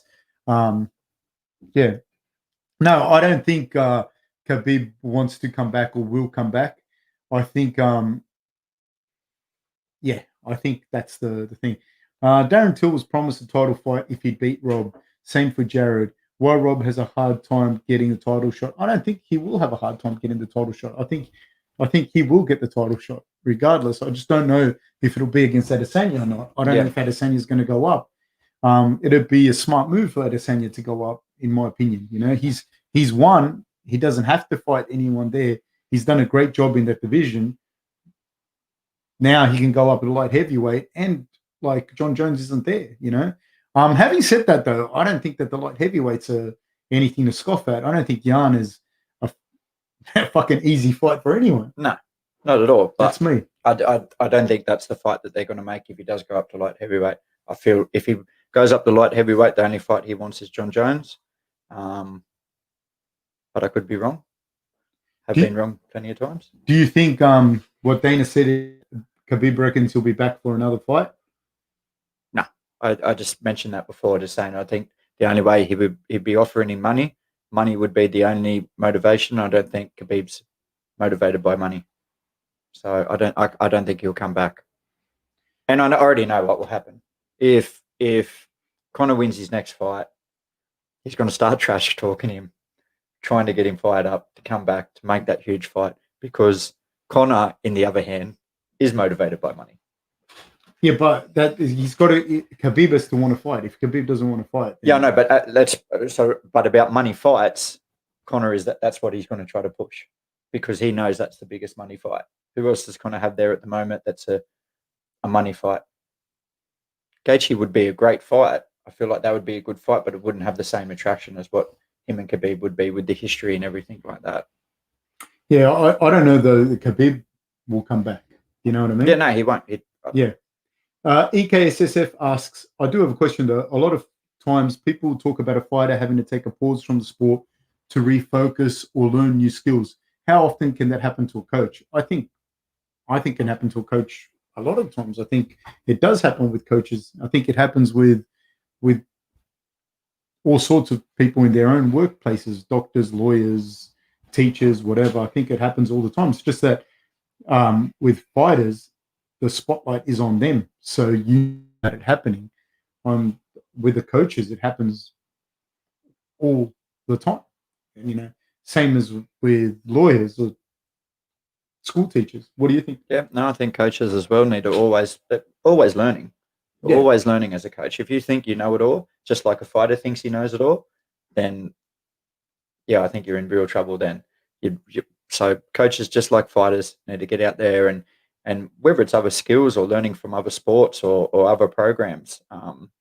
I feel that you always need to sit back and reflect on what you've done and how things have went, review them and see what you can learn. Get out there and try to learn as much as you can. Yeah. So no, I don't think I just don't think you see it as much. This is an interesting question. It says, Fab, can you predict all the title holders by the end of 2021? I can't. But one of the things I'm going to say is that I find it very interesting is you don't know, like there's kids like wrestling in Oklahoma or in Dagestan or doing judo in Japan or whatever that are just finishing like the university career or run at World Juniors or whatever, and maybe have had a few MMA fights, and all of a sudden they burst in a scene out of nowhere and they just go up the ranks. So no, I don't. I can't predict it. And depending on how marketable they are, they could have the belt in 5 fights. Yeah. You know what I mean? So I don't know. What do you think on that, Eli? No, I agree with you wouldn't be able to predict it. And it definitely depends on how marketable you are. If you are a very outspoken, you just have that sort of extra attraction towards you, or you come out and the fans can relate to you, or you can attract new fans, then you're going to rise a lot quicker than someone who's just very quiet and just gets in there and does his work, or comes from a non-English speaking background. Man, Charles Oliveira is like Yep. 7 on the run. Yep. He's got 7 fights in a row that he's won. Yeah. You get what I mean? And I don't think he's even ranked in the top 5. And that guy can fight. He's a weapon. Fuck, man. You know what I mean? But he's a quiet guy, doesn't speak English, and yep. What's marketable? Yeah. So yeah, there's a lot of controversy around that, but it is what it is. Again, this is in the entertainment sector, Absolutely. even though it's fighting. So if I owned an organization and I knew that I had these 4 fighters, 2 of them had, a huge following and the other 2 didn't, I'm going to try to make the best matches to make the most money for me, because that's a smart business choice. Absolutely. Now, who do you see? Somebody asked Izzy versus Canelo in boxing. Izzy's a lot bigger than Canelo, like a lot bigger. And the level of boxing is different level of boxing. I hope that. Okay, EKSSF asked an interesting question. Also, do you think the MMA will have a fighters union similar to the NBA, NHL, or the NFL? I think that first things that have to happen is you need to have some more kind of competition with so now like you have things like ONE FC, Bellator not so much. Bellator is not gonna, I don't think is gonna really give the UFC a competition, but I do think stuff like competitions like ONE FC that are coming out of Asia, like having something like Pride, that starts to create somewhere for the fighters to kind of be able to go backwards and forwards with. Otherwise, you're just really competing against like just the UFC. You know what I mean? And it's not objective either. Like, so you can be just put out of the rankings, like what happened with Leon Edwards. So you can't just say to the Chicago Bulls, "Oh, we didn't like you," or "You don't make enough noise. You're not." Whatever, we're going to take you off the rankings. You can't do that. You know what I mean? So I think that number one is you're going to need to have more organizations, and I think that is happening. How do you see this happening? This fight or the union? We go with the union first, and then The union will never happen unless every single person on the UFC roster signed up for it. Yeah. Do you know what I mean? And even then, they would still probably go poach other fighters and get them to fight. They just don't have the stronghold. So unless every single person did, then they would accomplish a lot. And you'd have to have also options. Yep. That you could go. 10 of us are going to go over to, like the 10 champions are going to go over to one. You know what I mean, or some shit like that. Yeah. So you know if every single person signed up, then they would have a stronghold. But say, for example, if they had a union and there's only 10% of the fighters that are going to sign up to the union, none of the big ones. Yeah, none of the big. Then no way. Even do you know what I mean? If you're a contender in the top 10, that's the problem. You might be working your way up and want a top 5 fight, but if you're part of the union and making some noise, then they're just going to go. There's someone else who will take your spot. That's fine. Yeah. So that's my opinion on the union. What do you think about this fight? Creepy, touchy, Fili, and I went blank. Oh, Mitchell. Bryce, yeah, Bryce Mitchell.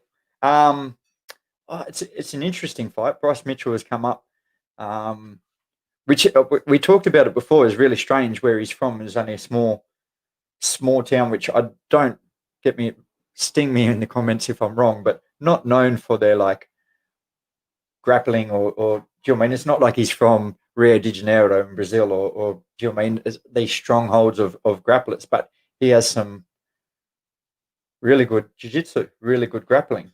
But on the other hand, Fili comes from he's more of a striker. I think he has the advantage on the feet, but he comes from a alpha male, which do you know what I mean? A high level of wrestlers. So he's going to have some really good wrestling defense. So I think if Fili can keep it on the feet, he'll be able to stay on the outside and win the striking battle. But if Mitchell can take him down, I think then Fili's in some real trouble. What about yourself? Yeah, I like Fili, but I think Bryce is going to win this one. I just see Bryce has his game and what he's good at, and he just does it. You know what I mean? He just does that, and I think that he grew up. Although he's from Arkansas, which I don't know why you're such a xenophobe, but because you're the first person to be upset if people don't know Ballina. But all right, but I think that he grew up wrestling and he has good jiu-jitsu and he just has a lot of faith in his game plan and he just rinse, repeats and does it. So I don't see. But he got better than good jiu-jitsu. He has yeah. Do you know what I mean? He's beat some really good guys on the ground. His last fight, who was it? But he was a black belt and he just outdid him on the ground with ease. It looked like with ease. So, but interesting guy, very interesting guy as well. Again, marketable, but in a different way. I think he's the first guy to be able to have a pair of shorts that are outside of that UFC roster standard shorts. So he's coming out in camouflage shorts. He's a big hunter, a squirrel diet. So his diet is made up from squirrels, which is very interesting. Peak performance on squirrels. So I like Mitchell. I just feel Fili, if he can stay on the outside and keep it on the feet, then I think you know what I mean, with his wrestling defense and that, he'll be able to get the win. One thing is a guy asked here, Pitbull Dog says, Fab, is there a Gracie BJJ in the Blacktown Penrith area? There's a guy named Marcus Neville that runs Gracie Castle Hill. If you can't learn jiu-jitsu from Marcus Neville, then you can't learn jiu-jitsu. This guy is a fucking Yoda. So, just if you're in Castle Hill or anywhere near Castle Hill, Blacktown's not close, but it's close, sir. I would go see Marcus Neville, Gracie, Castle Hill. If you cannot learn from him, it's you're the problem. So go there, yeah. You were pointing at me then, Fab. A big test for rising star in B. Mitchell. Unfortunately for him, I predict it's too much too soon. I like Fili by decision at plus 200. Okay. Yep. Makes sense what you're saying. I think it'll be Mitchell though. I do think it'll be Mitchell. I think he's got the right combination of the grappling with the wrestling and Yep. whatnot, and he's got a lot of faith in it. The one thing with his striking, I wouldn't say he's a natural striker, but he's very active. He moves around a lot. He's not going to just stand there and try to be a target for you. There we go, a twister. Second person ever to get a twister in the UFC. That submission sucks. Yeah. If you're the guy, yeah, getting twisted. Okay.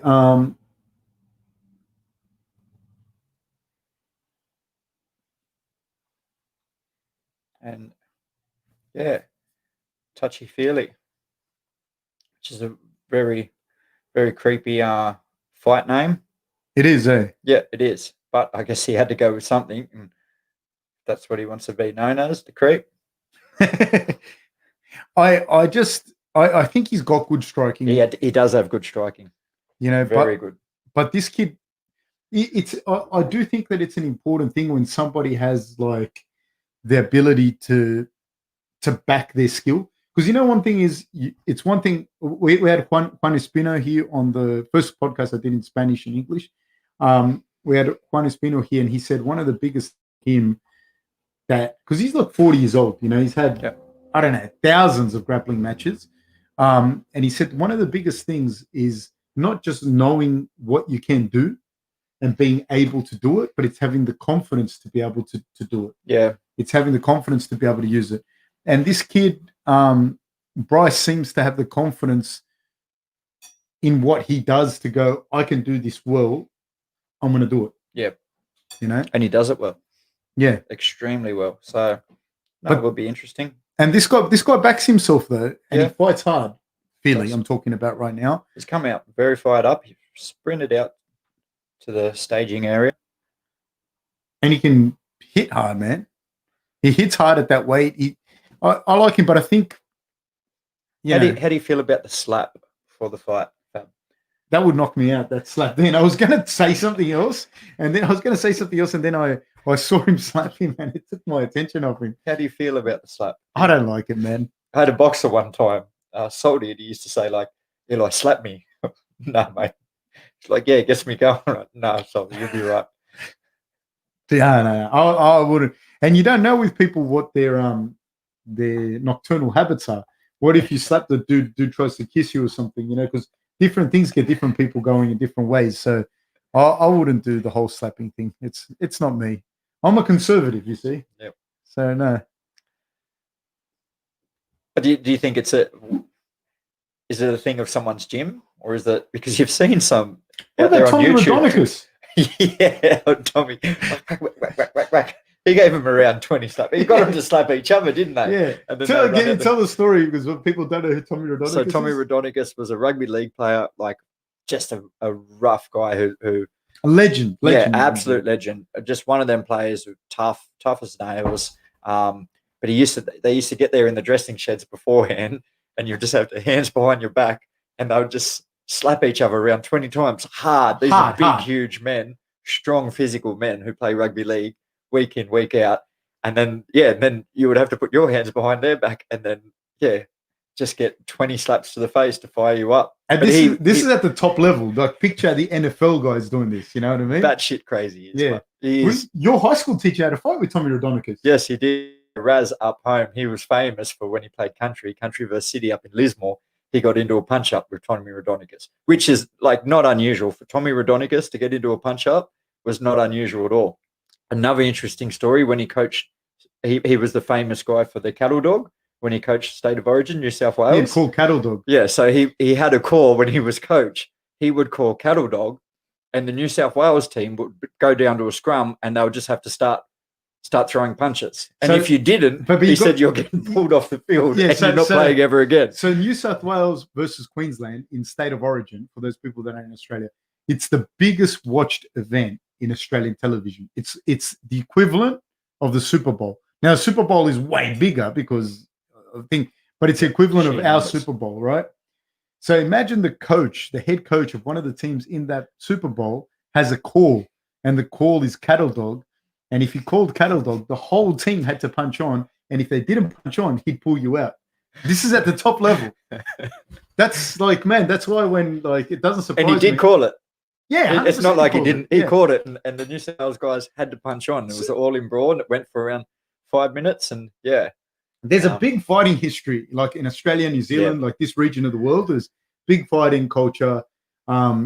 It's just that recently it's all been like dominated by people that do grappling and whatnot. But grappling now is big here as well. So you're going to see more champions. It's not just Rob, Israel, Volkanovski. I'm going to put Dan Hooker up there as well because even though he hasn't got a belt, he's fucking right up there as well, you know. So Jimmy Crute, there's a lot of good fighters out there, you know, from Australia.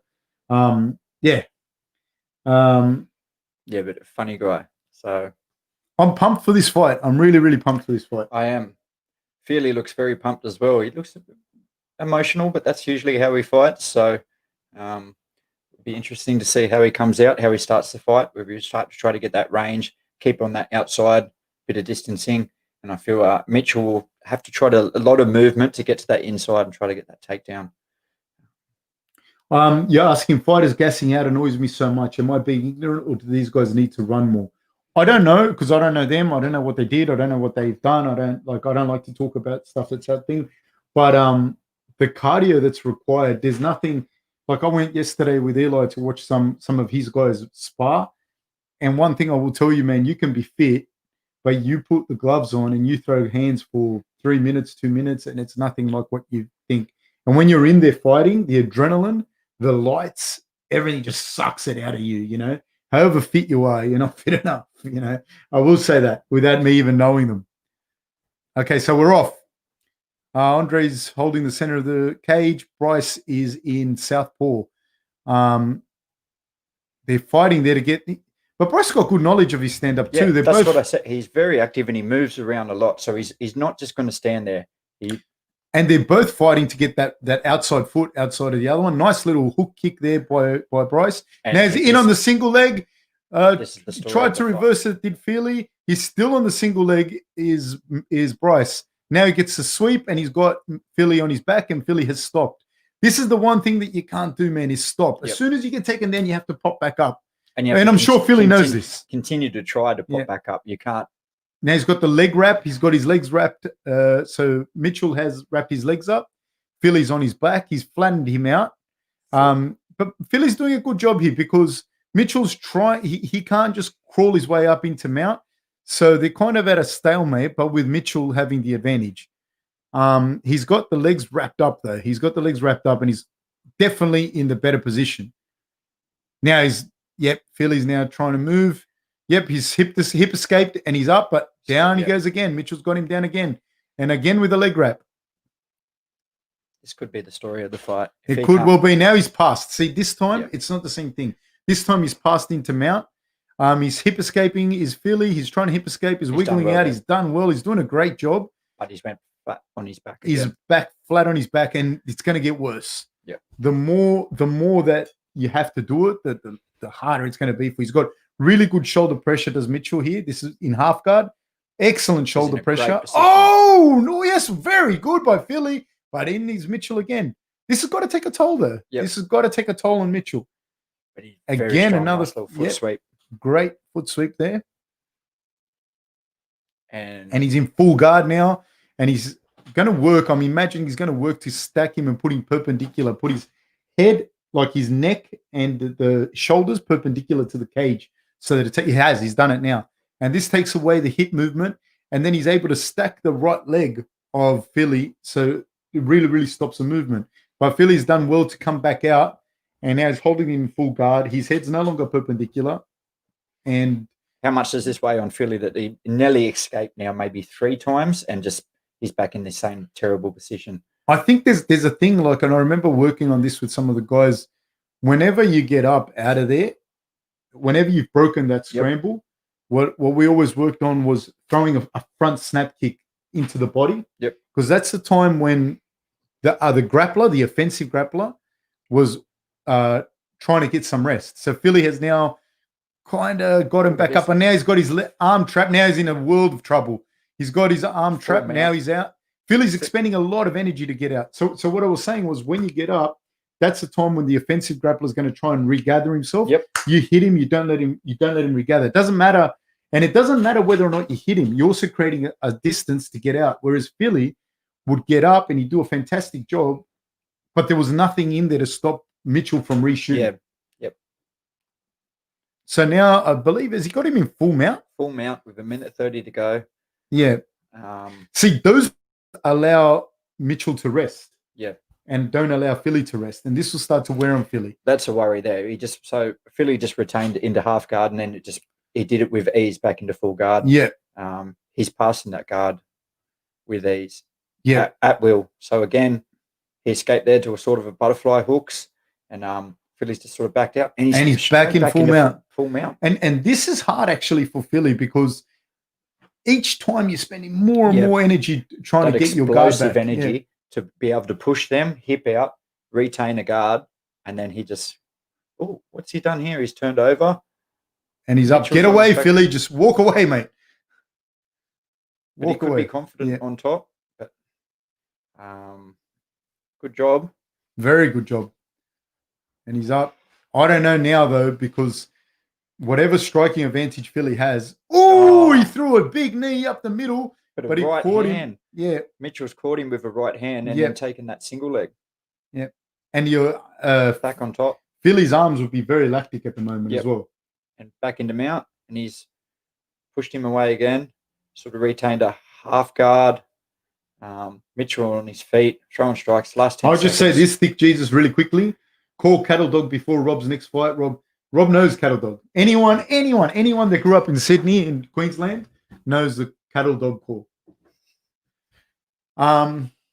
Definitely easy fight. Not easy fight. No, easy round. First round. Easy first round to Mitchell. Impressive. Very impressive. How easy he did that on the ground. Because the guys that Fili is training with, do you know what I mean? Like they're wrestling good. Do you know what I mean? They're really known as a great wrestling camp and that. So he's at another level. I will say this though, like a lot of times, like people in having good training partners is important, 100%. But it's more important what you do when you go to training. I'm not saying Fili doesn't do it. I'm just saying to you, like a lot of times people are like, oh, you trained with so and so, blah blah blah, and this and that. But it's more about what you actually do. You know, like you can go to Harvard, but you're the fucking cleaner. You're not. You know what I mean? It doesn't make you a top lawyer. Nothing against the cleaners at Harvard. Still a lot more intelligent than myself. Oh, yeah, I wouldn't be able to get a job as a Harvard cleaner. No. So we're off the second round again. I wonder how much this has taken a toll on Fili's upper body, like just that isometric holds and whatnot, because he would tend to have the striking advantage. Mitchell is winning the battle of the striking. I was going to say that as well, but that comes off the back of your grappling as well. Yep. But he's good, this Mitchell. Very good. And it's funny because that's. Oh, he stopped the takedown. Has he? No. Yes, he has. Done well. Nice work, Fili. It gets harder to get the takedowns as the fight goes on. Yep. But he mixed that up well, Mitchell as well. That high kick, and then as soon as he planted his feet, he's gone into orthodox. He's gone to orthodox. Has Mitchell big overhand kind of landed there. Does he look like he's slowed down? Yeah, he has. He's and Andre this Fili, is where he's starting to get in with them singles, that jab. And Andre Fili's starting to work him back, but Andre Fili didn't do a good job of cutting off the cage there. Oh, they both exchanged jabs there. Yeah. But Mitchell seems to be swinging one-off hits, you know. Like he's still looking to change that level and go for the takedown. And I think he changes that level. His mouth's open a little bit. Yeah. He's just sucking a little bit harder. Ooh. He's slowed down a lot, and Fili's got him. He's got him up against the cage. I like that he went that 2 to the body then. Yeah, me too. Mitchell has slowed down a fair bit.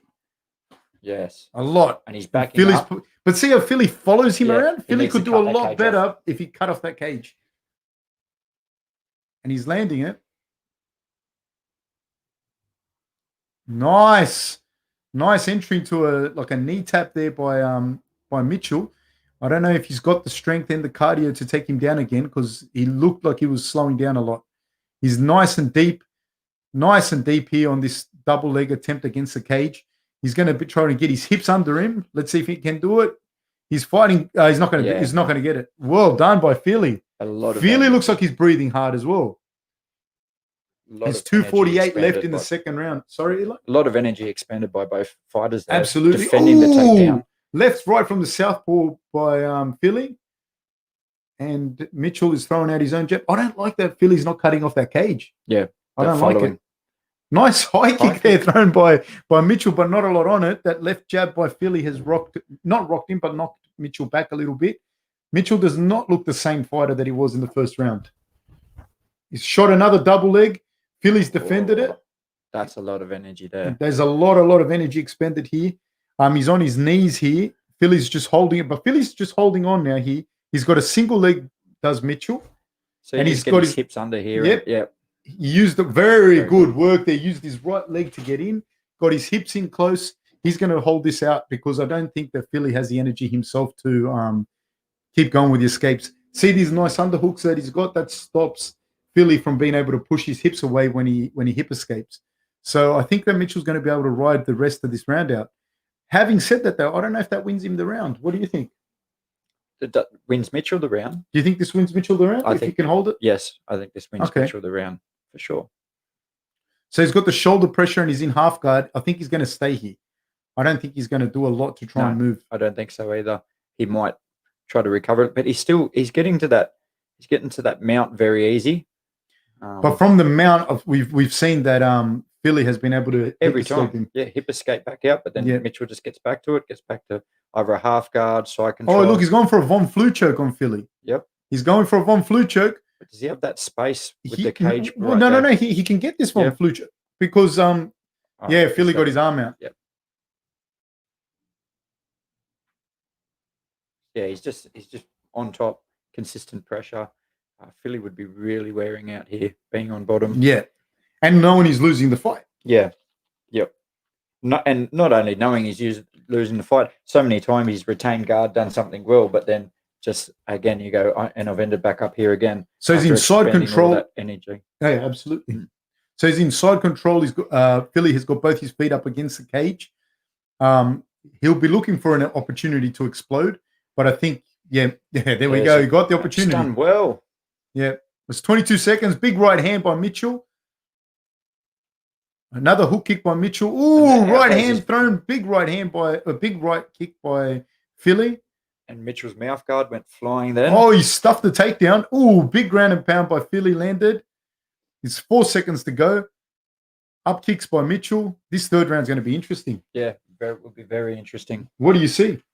I see Mitchell getting tired, but if he can just get one takedown in this last round, then I think he'll be able to hold him down for long enough, or just play that game on the ground for long enough to be able to win the fight. But he does look tired. He's expended a lot of energy. Do you know what I mean? He's moving a lot when he's standing up, and he's moving a lot when he's on the ground as well. He hasn't taken much of a rest. Every time he gets put back to a butterfly guard or put into full guard, he just works straight away. He doesn't take a rest there. So Mitchell's doing well. But this third round will be interesting, but I give it 2 rounds to Mitchell. What about you? Yeah, I think Mitchell won both rounds, but I think it's getting harder and harder for him to get his takedowns. That's the thing that a lot of people don't understand. Like when you watch like someone like Khabib do what he does, how amazing it is, but you really have to get the person and hold them down. You know what I mean? Yep. You really have to be able to hold them down. Like you can't miss your takedowns or you're in trouble. And then your cardio has to be through the roof too. Yeah. Ooh, nice right hand landed by Bryce from the southpaw position. Now left from Mitchell, low kick. Yep. Fili's looking a little bit. Yeah, he's just sort of throwing these big singles, and Mitchell's just relying on just a bit of speed and accuracy. By Fili, I think, he's looking for the knockout, but he's loading up on his punches. So he just needs to let them flow, let them come, and Mitchell with the double leg. The center of the cage has Fili on his back, in full guard. see how long this takes him to start working the pass. Fili tried to open up his hips there, maybe sorry, an armbar from the bottom, but very difficult. It's going to be hard here. These days, very difficult. It's very hard. And the generally what you want is to hold the guy to you. Yep. Elbow him, and when he gives you space, kick him off you, unless you got crazy guard from the bottom. I don't see Fili being able to stop him with a submission from the bottom. I don't see that at all. I see Fili having to use his guard to get some space and get up, you know, and I think Bryce is going to do everything he can to hold him here, you know, and do enough ground and pound, stay active enough to be able to hold him down here. I don't know that either one of these guys is going to finish it on the ground anymore, but I see Bryce being able to hold him down here. If he, you know, there's an argument too that Fili could have won that second round. So, you know what I mean? Like, you don't know. It could be one apiece. Now there was another takedown. Mitchell was definitely winning this round. Mitchell's winning this one hands down. And he's got nice shoulder pressure here. He's holding him down. If he stays in half guard and he stays nice and tight and does enough ground and pound. Oh, big reversal here by Fili. Well done. Yes. So now he's on top. He's on top. Mitchell working straight away for a submission on the bottom. He's opened up his hips and trying to get him in a position for a triangle. I don't know. See, I don't know this fight now. They're back to their feet. Oh, right hand. And another one. He's deep in on the double leg and he's got him down again. So he's got Fili down again. Fili's got one butterfly in. Now he's going to full guard. Every time he does this in full guard in the third round, it's counterproductive for him. Yep. He has to be moving. He has to try and get up. If he does anything to stop and go to the ground, like it's not good for him. Anytime he's flat, and good shoulder pressure there by Bryce. I'm impressed by his shoulder pressure. I really like the way he does that. Now he's going to hold him there. He's going to stay there the whole time. It's tough. Whilst ever Fili keeps his guard closed in this fight from here on in, it's bad for him. Very tough being on the bottom here. Yeah. You're tired. You know you only have a few more like explosions out of you, and then he's got double underhooks. Consistently ending back up in a bad position. So here Mitchell's went back to full guard. He's exploded back to half guard. Makes it very hard for the person on the bottom with this experience on top. Yeah, more shoulder pressure. Yep. No, I don't see Fili being able to get up. He passed the full mount? He passed the full mount, and Fili's going to have to try and hip escape, and it's going to be more of the same. He's going to go back to half guard, and this has now become like a jiu-jitsu match. This is what Bryce wants. Yeah. He wants this, and Fili's now too tired to make the space to get up. He's done it. He's back in full guard, but it's not going to be enough. It's not going to be enough. Guys, like and subscribe, please. Like and subscribe. Share with your friends, please. So there's a minute to go. Tell us who you think in the main event, guys. Tell us why you think it. Okay, he's thrown up a little armbar kind of triangle thing. But now Bryce is going to do everything he can. Just hold him down here. He'll keep the hip square. He's got his arms in. He's got his arms inside as well. So you generally, if you're there from that ground and pound position, you want to keep your arms in. So it's hard for them to do anything to submit you. And you can land short little elbows, little punches, and do some damage there. And at least stay active enough that the ref doesn't pick you up. 30 seconds to go in the round. Mitchell just in that. He's just staying that full guard now because he knows 20 seconds left. He can just throw a few strikes down and win this fight. Interesting. This was an interesting one. I think both these guys can walk away from this and know that they probably need to work on a few things there. But it was a good performance by both of them. I liked it. I liked this fight. I liked it. That's how Mitchell wins, doesn't he? Yeah. He just. His pupils are dilated hard. Yeah, he's got a big cut on the top of his that was Fili, and he threw that little short elbow from the bottom and cut him right at the end. But I think he wins that fight pretty. So a lot of people have come out and said Mitchell, future title contender. This is bantamweight or featherweight? Featherweight. Featherweight. Man, I think Volkanovski is really hard to beat right now. And see, I think guys like Ortega and that at the moment do everything he does, but better. Yeah, but better. Yeah, but he's a young guy. Yeah. You know what I mean? I think if he improves his stand up and whatnot, yeah, that was a good fight. Yeah. Yep. Just grinded it out. He did really, really well. Yeah. Yeah, I'm pumped for this Silva fight. Hey, I really am. I haven't. I hope it's a good matchup, man. I like it. It is, but a lot of you know, I mean, is Uriah Hall the younger version of Silva? Do you know what I mean? That he's hit and miss as well. Hall, he's hit and miss. He can come out sometimes and throw these incredible strikes and do these incredible things, but then he just for the rest of the round you don't see much out of him. Or it would be interesting. It'd be interesting to see what Anderson Silva comes out and does. Another thing I find very interesting is Anderson Silva has came out and said this will be his last fight in the UFC. What's your thoughts on that, Fab? Because in the UFC means this is not his last fight, but in the UFC. Maybe we'll see him fighting at Punchbowl PCYC at some point. I don't know, man. I think I hate seeing them fight past their prime. You know what I mean? Me personally, like they're allowed to fight if they want to. Like I'm not telling them not to, but I personally don't like to see them fight past their prime. If you're a UFC fan, say for just in the last 10 or 5 years, like you don't know the real Anderson Silva. No, that's the problem. And you can go back and you can watch the highlights and that, but you don't know the people he's beaten. And what it meant, and also what it meant when he fought those people at that point. Yep.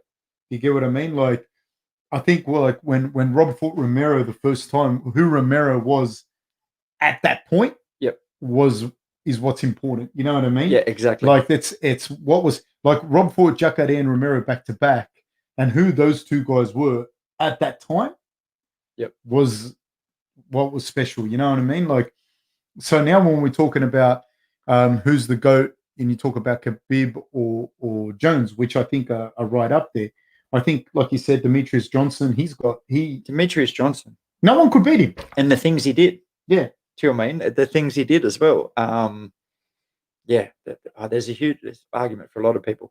GSP, even a lot of people who are probably newer into Anderson Silva. Anderson Silva, the people. And then what Anderson Silva, when he moved up, he didn't fight for a title shot at light heavyweight. Because they weren't doing that back then. Yeah, no, they wouldn't let him do it. But the things he did to them light heavyweights, do you know what I mean? Who weren't bums about? Forrest Griffin, who was the ex-champion, Stephan Bonner, who was, do you know what I mean, a top 10 contender. The way he did that, and the way he used to just dominate the fights, I would love to see him go out. Anderson Silva at that point, it was like a bit of a joke. Yeah.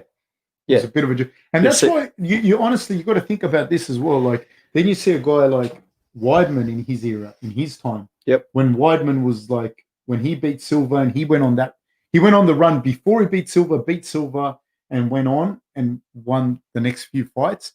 He was fantastic too. He looked fantastic as well. Yep. Like, and yeah, man, I just don't know. This kid impressed me though. I think he needs some work, but he does. I really liked it. I really liked the way he fought. I really liked it. So, the product of the house as well, isn't he? He was in the house. He didn't do that well in the house. No. But the house is so, man, like just having been there, like it's so, there's no correlation to reality, man. Yeah.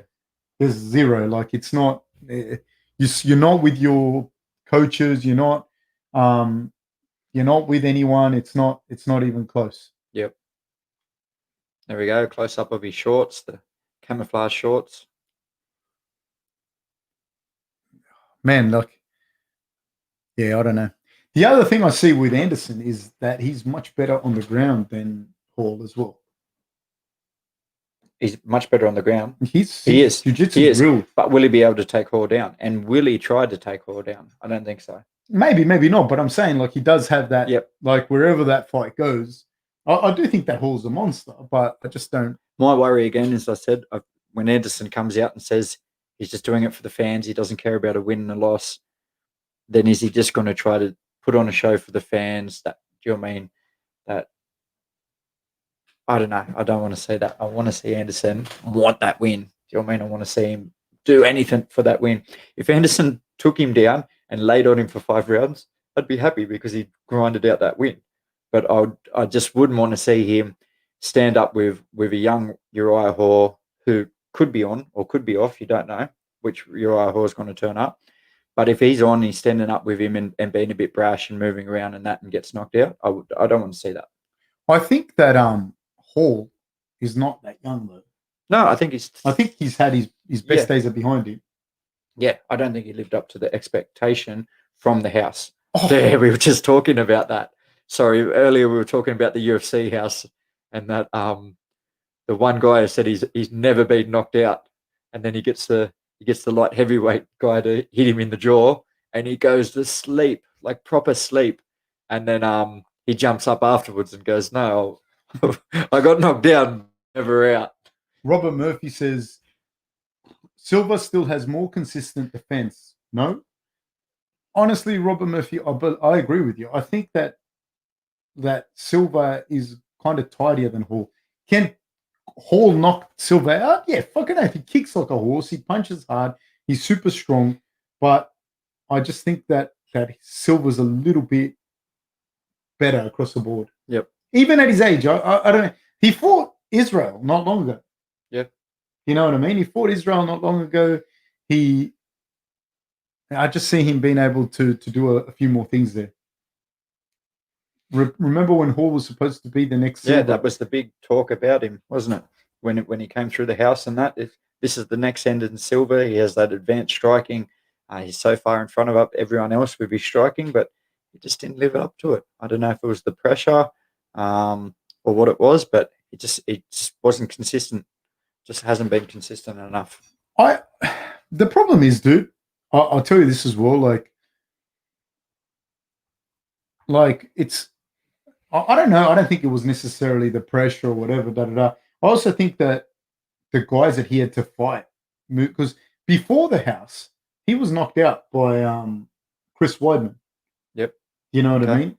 Like I think like he is what he is and he was what he was, but I don't think he was that much. He was that much better than everyone in the house except Gastelum.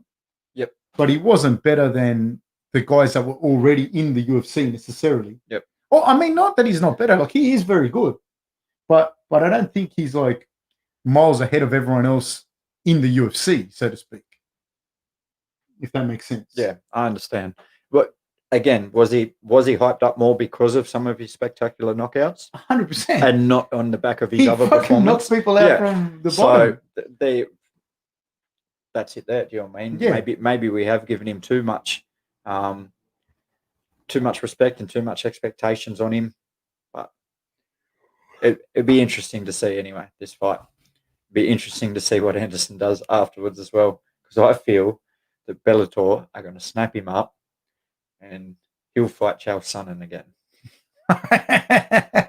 Is Matt Mitrione? Is this his last fight on his contract, or is it just that he doesn't want to fight anymore? He just came out and said, "This is my last fight in the UFC." And then I heard someone in Portuguese ask him if he's going to fight again, and he smiled. So he didn't answer it. He just did his little cheeky grin. It makes me sad to watch it. You know, I don't like to. I also want to see Anderson Silva retire. And that's the other thing. It's like fighting's not a joke as well. Like it does take a toll on you. Yep. It absolutely takes a toll on you. So I don't know. I think that Silva, I don't know, just has. I don't know. I'm looking forward to it, but I think that Silva just has a few more weapons. Like just a few different things that he can do. I also don't. Hall doesn't do those crazy ass strikes anymore, like the way that he's lost a little bit of that X factor, I think. Anyways, I could be wrong about that as well. You know what I mean? I could be very, very wrong. Not wrong. I just hadn't seen it. What do you think about Bryce versus Korean Zombie? Yeah, that'd be a good fight. It would be a good fight. It would be a good test for Bryce. Yeah, I think that would be a really good test for Bryce, and it'd be interesting. I'd like to see that. Good matchup. Dana, again, if you're listening, there's an idea for you. What do you think? I think that the Zombie would be a good test, but I think Zombie would be a bit much for him On the feet? overall. Yeah, I just think it'd be a little bit much. Ben P says, Fab, did you really beat Rob at Mortal Kombat? Don't believe it for a second, mate. I didn't. You can see it. I'm pretty sure you can fucking see it on YouTube. You can see it. I don't have to say anything. It's there. Just Google Grange TV Mortal Kombat, and you'll see that I didn't beat him in as much as I embarrassed him. Like I fucking humiliated him. Yeah. So that's that. What do you think of this thing? What do you think of Israel versus Jones? If that's not going to happen anyway. No, it's not going to happen. But what do you think? I think it should happen. It would be very interesting. Again, John Jones, I know some people say he's been a little bit hit and miss in his last couple of performances, but John Jones at his best is, I guess, Israel at his best. They're freaks, I think. But what John Jones has over him is, I feel he could out wrestle, and he'd be the larger man, and he could out wrestle Israel because he can. Do you mean he would arguably out wrestle Daniel Cormier? So in a wrestling match, or no, in the cage, yeah, not in a wrestling cage, match. yeah, no, sorry, in the cage. Do you know what I mean? So the argument there would be, I think he'd be able to. But again, you've said, look, with Israel, it's not easy to take down because trying to take him down, he makes that frame and he's going to hit you and hurt you. So I would like to see it happen. I'd like to see it happen sooner rather than later, because I think then the argument would come into, which it has plenty of times. Like if you beat Anderson Silva now, you're not beating Anderson Silva at his prime. If you beat John Jones in a couple of years, it's not going to be John Jones at his prime. I think. Is Jones still in his prime? That's what I'm worried about. I think he's at the back end of his prime, the very back end of it. So I think that shows in his last couple of performances. The thing hits hard, but Uriah. Uriah Hall. I'm just watching Uriah Hall. That was him going backwards. So, who do you see in the middleweight? Who do you see beating Rob? Who can beat Rob in the middleweights? Israel can beat Rob, but Rob can beat Israel as well. But I think that's the only person at the moment that can beat Rob. I see him and Israel. No disrespect to everyone else, but I see them two being like in front, yeah, a fair bit in front of everyone else. Yep, I think and the I last saw that couple always. Performances, yeah, have shown that as well. Yeah, but that's always been the case, I think, between them. Like, you know what I mean? And I see there's a couple of X Factor guys like Hermanson, who, if they get their game off, they could do something because they're a bit different to what everyone else does. But I don't know. Yeah, I don't know. I feel Darren Till would be up, but I just no,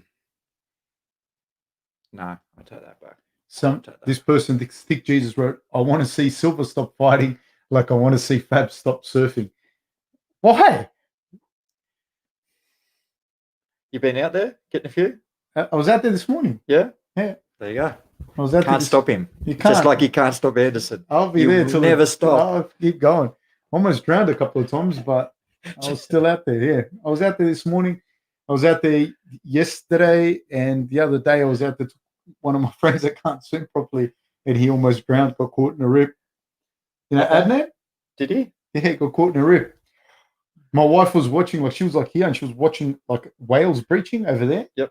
And Adnan was drowning here, and she was just watching him there. And then like she's like, "Oh, look at it," you know. But we saved him. We saved him. Agree. Maybe Romero if he throws caution to the wind. Like, I mean, anyone can beat anyone, but the reality is Romero's not Romero who he was 5 years ago, 3 years ago, 4 years ago. Yeah. Artem Masvidal, Uriah has got some miles on him too. I'm sure he remembers what Silva can do. I agree with you. Yep. I do agree with you. Like, that can be an interesting It's fight. not, I don't think Uriah Hall's in his prime. It's not like the Uriah Hall. This is another thing. The Uriah Hall that fought Rob back in the day is not the Uriah Hall that's fighting today. When Uriah Hall fought Rob, he was like going up, you know what I mean? And everyone thought Uriah Hall was going to beat Rob, but he didn't. And so it's not the same guy. You know, that's not the same. Calvin Gastelum and Marvin Vittori has been closest to beating Izzy, right? I'd say Calvin Gastelum. Yeah, I think Gastelum. Yeah, Marvin Vittori gave him a good fight as well. I think Anderson. Yeah, Romero did quite well as well. It was pretty close. I think Israel has looked really, really good in the middleweight division. As far as like, can Luke Rockhold beat Rob? Yeah, like any of those middleweights can beat Rob or Israel. They can, of course they can. I just don't think they would. That's my take on it. I think they can, but I don't think they would. Hall seems like he's been trying to set up his crazy strikes, but he simply hasn't gotten good at it, and it led him away from a coherent style. What do you think? Yeah, maybe early in his career. I think later in his career he doesn't try to rely on them crazy strikes as much. But I don't think early on in his career maybe. Yeah. What do you? I also think that who you fight, like, you know, and I don't because I think Hall fights. You know, I don't think he think, but I think if you put Anderson Silva, Rob, Adesanya, Wonderboy, Romero, Paulo Costa, any of those guys in against some of those guys that he knocked out in a spectacular fashion, they would also do it too. Yeah. Would that be fair? Yeah. Like, he would also be very spectacular knockouts as well. What's your favorite Anderson Silva knockout by Yes Man 6? My favorite one? No, it's got to be Forrest Griffin, I think, where he just, do you know what I mean? Forrest Griffin was an ex-champion and a great fighter, but just how he dominated that fight, how he just, I'd go Forrest Griffin. Got him with that short little jab, and he knocked him down a couple of times before that. I'd say that. That one, there were a couple. The Vitor Belfort one was crazy. Yeah, sorry, that was fucking crazy. Even the people he's fought, do you know what I mean? Yeah, and who they were at that time. Rich Franklin at that time was the best of the best, and they said, "No, he went. You know what I mean? It's too soon." He's come up. And they've talked him up and everything like that. I remember that fight, and I said to people, "I think Anderson's going to win," and everyone's like, "You're a fucking retard." Yeah, and I was like, "Dude, this guy's," because I knew his striking. I've been watching him from Pride and from all of that, and I was like, "No, this guy's gonna beat Rich Franklin." But I didn't think he was going to do that to him twice. Yeah. So, do you think a 5-rounder will be a problem for Hamzat against Leon Edwards? Will his inexperience in a longer fight hurt him? That's from EKSSF. I think that, like I said, Hamzat is somewhat of an enigma at this stage at that top end. He's definitely going for the top end. He doesn't seem to be worried about who he fights. So he does train with very good guys. I remember hearing or reading somewhere Gustafsson said he was one of the best fighters that he's trained with. But having said that, as a training partner for a potential top fighter, you're not going to say, "Nah, my mate's pretty shit." You're going to pump up your mate. So, look, I don't know. I think that there's still some questions need to be answered from Hamza, and I think that watching him in a fight with someone like Leon Edwards is going to be really, really, really, really telling. I don't know. I can't tell you. The one thing I do know is, man, there's guys that wrestle at that higher level, and people don't understand. The guys that can wrestle at that higher level and transfer it across, like you call Mies, Hamzat, all of these kinds of guys, they're special people, dude. They're very top end athletes. So it's not like they have no experience or whatever. And he's still young. He transitioned across young. So I don't know. I really want to see it. I really, really want to see it.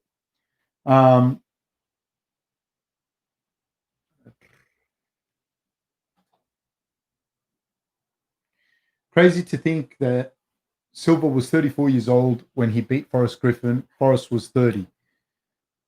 Wow. So he was even. But you know that he's tested positive for Yeah. for PEDs a bunch of times. Yep. So that's always, to me, like always going to have a. So then that takes out for your GOAT. Then that takes out Not in the UFC, Jones because as well? there's a lot of guys. Yeah, yeah. Do you know what I mean? But then there's guys that have never tested positive at all, or even have a thing against them. So Yeah. So out of them guys in the argument of the GOAT, who hasn't? GSP and Demetrius Johnson. And Khabib. Khabib, yeah. So, but that's if you're taking him out for that. I'm just saying to you, like, I still reckon you can't let him take it. Yeah, no, but if you're going to say let him take Mexico. it, no, but if you say let him take it, it's got to be let him take it. We both agree. Yeah, because it can't be, oh, he took it, let him take it, and like, you know, that's not really the right thing, you know.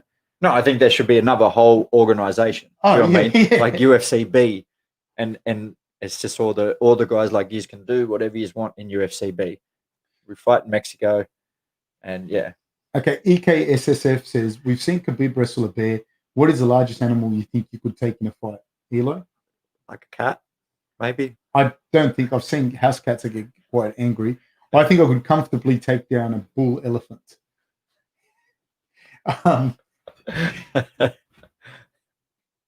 Robert Murphy says if Hamzat can get in a couple of rounds holding top control early, he'll be fine in the distance, in my opinion. Could be. Like I said, I haven't seen him fight someone like Leon Edwards as well. Like, I want to see him fight Leon Edwards now. I am invested in this fight. Hamzat fights so 100% intensity. I don't know whether he can sustain it. I think Leon takes him to school in the later rounds. I believe it could be. I just want to see that fight. Yeah, it's hard to say. It's an enigma without really seeing it.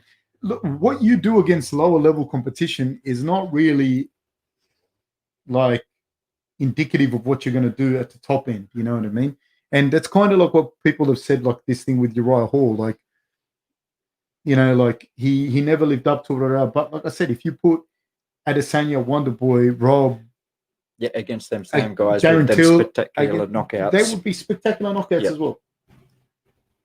You know, like, this is going to be interesting. I'm really pumped for this. Yes, Uriah Hall does have crazy reach. He does have long arms. This is going to be interesting. So they got the Vegas odds have Anderson as the underdog, which he should be. Yeah, I think so. Off the back of some of his performances, and Thingo's ranked top 10.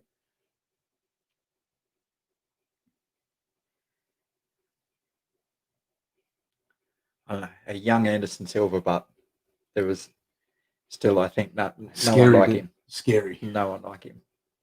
You'd watch his fights and you were 100%. Doesn't matter who his opponent was, but you were just sure in your head how he would win when he was at the top. There was, you know, I mean, well, that's how I was. I would be like, oh, we'll go watch another Anderson win. I wonder how he would knock him out this time, or how he would make him look silly this time. So Edward Wang says, yeah, but Adesanya fought low-level comp until he beat Kelvin and Rob. I disagree. He might have fought lower-level guys in MMA, but he fought the top of the top in Glory and whatnot.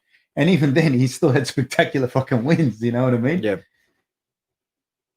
Why does Bruce, the announcer, never do that little spin anymore? I'll tell you why. Tenzin, because people get old. They get old, man. They get old. And Bruce, it's dangerous out there. Here we go. We're about to start. Can you get lured into showing a fighter that you are a fan of too much respect? I really don't know that people feel like that once you're in there. You know what I mean? I don't know. They're off. We're off. They're both. So Silva's out in southpaw, and Uriah Hall's in conventional stance. Conventional now. Conventional. I've decided I'm gonna go with that. Conventional. So that's how everyone should stand. that's well, orthodox. It means the same thing. Agreed, but kickboxing doesn't always translate so well to MMA. No, it doesn't always. Yeah, it doesn't. But he didn't fight easy. You know what I mean? He didn't fight easy people all his whole way through. They're just trying to suss each other out here. Yeah, a little bit of a cat and mouse game.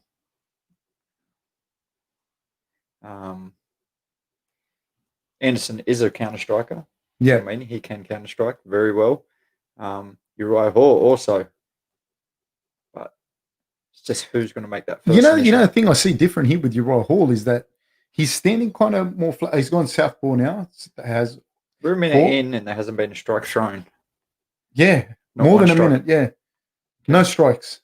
But you know what I find funny with Hall in this fight? He doesn't seem to be moving. Like he's not light on his feet. No, Like he's he just looks that like he's doing stalking. Muay Thai. He looks like he's got like a more of a traditional Muay Thai stance, more narrower stance. He's thrown a few strikes here, but they're not in the distance. They're not in range. Yeah, not a shot has landed. A minute and a half in. there we go. Little. Yep, they both traded low kicks. I think Anderson is one of those people. Not so much that fighters get caught up in giving him too much respect, but rather that he has you into that. He has an aura as well. Yep. Like you're watching him here like now, and you're expecting something spectacular to happen. Inside leg kick by Hall, and now Silva's starting to change his levels and move. He's throwing some feints through a left high kick. He is very dangerous when he gets comfortable. Yeah. Let's throw another low kick to Hall's lead leg. Anderson's on. Anderson seems to be switched on. I don't know with Hall. He looks kind of plodding compared to what he's usually looked. They're both. Oh, nice high kick by Hall. Took it on the arms by Silva. He slipped, but he's up. Now Silva's got Hall up. He threw him hit him with a straight left, eh? Yeah. He kind of backed Hall up. Oh, nice oblique kick into the lead leg of Hall. He is Hall, isn't he? He's sort of doing that Muay Thai sort of stalk down. Yeah. Through an inside leg kick.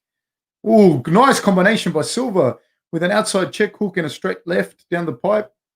He's moved. He's had success twice with that. Now than a big left hand by by Silva. Throws a nice combination, I think. Got caught on the inside once there, but he's looking good. Oh, caught by a jab by Hall. Then now Hall is thrown a 1-2, and Silva's not phased and coming forward. He's stalking Hall now, and he's cutting the cage off. You can't the chin too much. No. Not by Hall. Especially when he was in transition of striking. He's off balance. Yeah. So he threw an over the top kind of check hook, jab kind of punch that he throws. Kind of throws a looping and outside of the guards. Tenzin says, can Silva's shorts get any tighter? They are rather tight. Nice lead kick there by Hall to the body of Silva. Here's the hand movements now. Yeah. Oh, no, spinning back kick to the lead leg of Hall's by Anderson Silva. Spinning calf kick, was it? Yeah. I like it. Interesting. Hall seems to be like kind of frozen a little bit. Yeah. But again, he could be waiting just for that counter strike. And if he's pacing himself too, that's good. Yep. That's good. It's 5-rounder. 5-rounder. Who does that favour? The 5, you feel? You know what the thing is, man. For me, I feel that the longer things go like that, they kind of favour Silva because I just think that he's got so much experience. Yeah, and he's a guy that is so good at dictating the rhythm of fights. He's so good at making people fight his fight. Well, what they're doing right now, Silva can do that for 10 rounds. Yes, do you know what I mean? You know that's what the thing is with Silva. Yep. So, I think Hall is getting caught up in his game here. And it's not so much that I think, do people respect him too much? I just think they genuinely get caught up in the gamesmanship.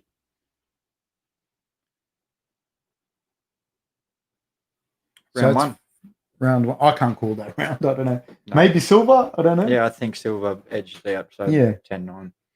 Can you all get a round timer in the background? That way we know where our video matches to yours. I'm sorry, man. We are working on it. I'm, by all accounts, a bit of a retard with that kind of thing. And we will try and tell you right off the bat as soon as it is. So I do apologize. And we are going to get a timer. I think we should just get an actual physical timer and put it there. Yeah, maybe, And just go ding and put it on. With a bell? Fuck, we should do that. Leave that to me. Edward Wayne, we will do that. I'm going to work on it. I'm going to get a bell and everything. I'm going to get, ding, it's on. Start of the round. I have a bell here. There's a bell there. Can you get the bell? It's on the.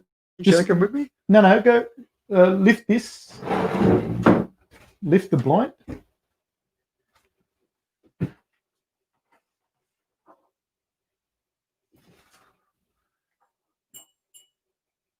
I'm starting, Edward. I'm starting, okay? Slowly, we're starting. My grandmother gave me this belt.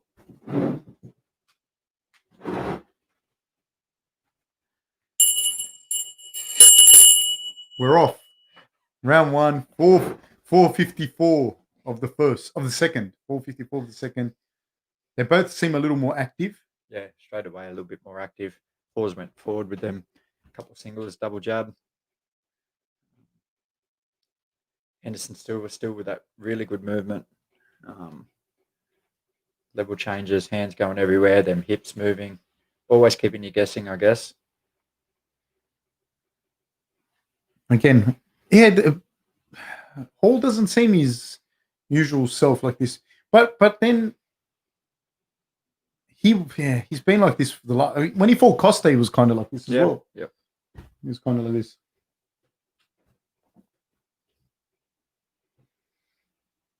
So still not too much landed in this second round. We're a minute down in the second round. Not too much landed. A lot of feints, a lot of movement, but still nothing sort of landed there. Just really moving them lead hands and a bit of head movement, feinting, but they're both very cautious on the distance, on their range. So they're not sort of willing to get in that striking range and really throw down or anything, which I wouldn't either. No one with these guys. So I have a question. What does this do for What does this do for Hall if he loses? What happens to Hall then? I don't know. I don't think that there's still fights in the UFC for him, just not top 10 fights. Edward Wang, you know, mate, I'm going to go out there. You're a fucking champion. What? Thank you so much. I'm going to go out there and I'm going to get a fucking timer. You are a champion, Edward. Thank you so much. We have a timer now. We now have a timer. It will forever be called the Edward Wang timer. Thank you so much, man. You don't understand how much that helps. Thank you so much. Edward Wang, the Edward Wang timer. Dave Roberts, can we get on this timer, please?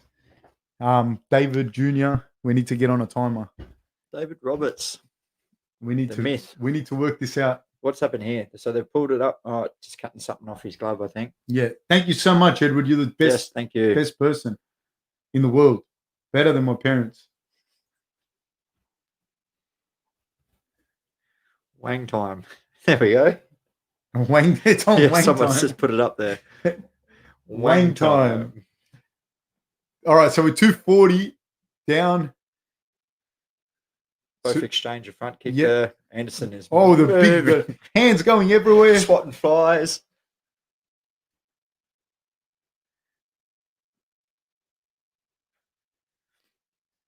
But again, there's not really much after that. A lot of movement, but these guys are hard to hit as well. Yeah. Hall's getting a little bit fed up with it. And he's holding, but Hall's being smart. He's holding the middle, and he's just holding the middle and just saying, all right, you do what you do. And, you know, it is what it is. Like, he's holding the center of the cage, which I think is great. He's not chasing Silva. And a lot of people do chase him. Yeah. And they get knocked the fuck out. What is it? Minute 50 left in this round. And this round is even harder to score than the first round. I can't score this fight. No, the first round, Tenzin says a couple leg kicks. Yeah, Tenzin says Wang has created time. He has, and then there was time. So it's Hall's still holding the center now, and he's starting to throw kicks to the midsection. He's starting to looks like Hall's starting to get a little bit more of his distance and a little bit more of his time. But it does nothing for him, if he loses. No. Inside does it do much for him if he wins? Nah. So it's one of them fights where, people are going to put it down on their resume. Yeah, I beat Anderson Silva, but he didn't beat. On a long enough timeline, like your Sonny will beat Anderson. Yeah, exactly. I mean? Yeah, give it enough time. 1 minute to go. 48 seconds to go. Oh, nice little spinning back kick by Uriah Hall, but Anderson took it on the arms. Left high kick by Anderson. They're just doing that little touch, Yeah. touch. They're in range. Yep. Then now it's starting to get a little bit dangerous. In range. They're both in range. But a lot of movement, a lot of feints, and then sort of back out of that range. Nice little jab there from Anderson. Return from Hall. 15 seconds to go. They're still there. They're still like, the thing is that, you know, when you're asking is that which one do you think it favors? But man, Thiago can do it all day. Yep. I don't know about the bell. Don't know about the bell. You know what it reminds? I'm not a video game dude, but wasn't the video games where they used to just bounce back and forth if you didn't hit any buttons and didn't throw punches? So it's like they're just sort of on that video game. I want to see some rock and shock 'em robots. That's what I want to see. You might. Just stand there, quiet down, turn the fans on. Alim Sheikh says, guys, 4th round KO for Silva. Who agrees? Man, it could happen. It could happen. It's the thing is, like, this pace like this, I honestly think it's pace for Silva. Yeah, the Silva can do this all day, but it's just, how do you score it? Valeria R says, laugh out loud at the bell. It makes me think you're ringing for tea. He actually is. That's his tea bell that he usually uses around home. Now it's Julian Mancilla says, soy de Argentina. ¿Dónde veo el UFC online? Anderson, ¿a qué hora pelea? Anderson está peleando ahora. He asks, when can he... Round 3. So he... Yeah, so Julian asks when he can watch the Anderson fight.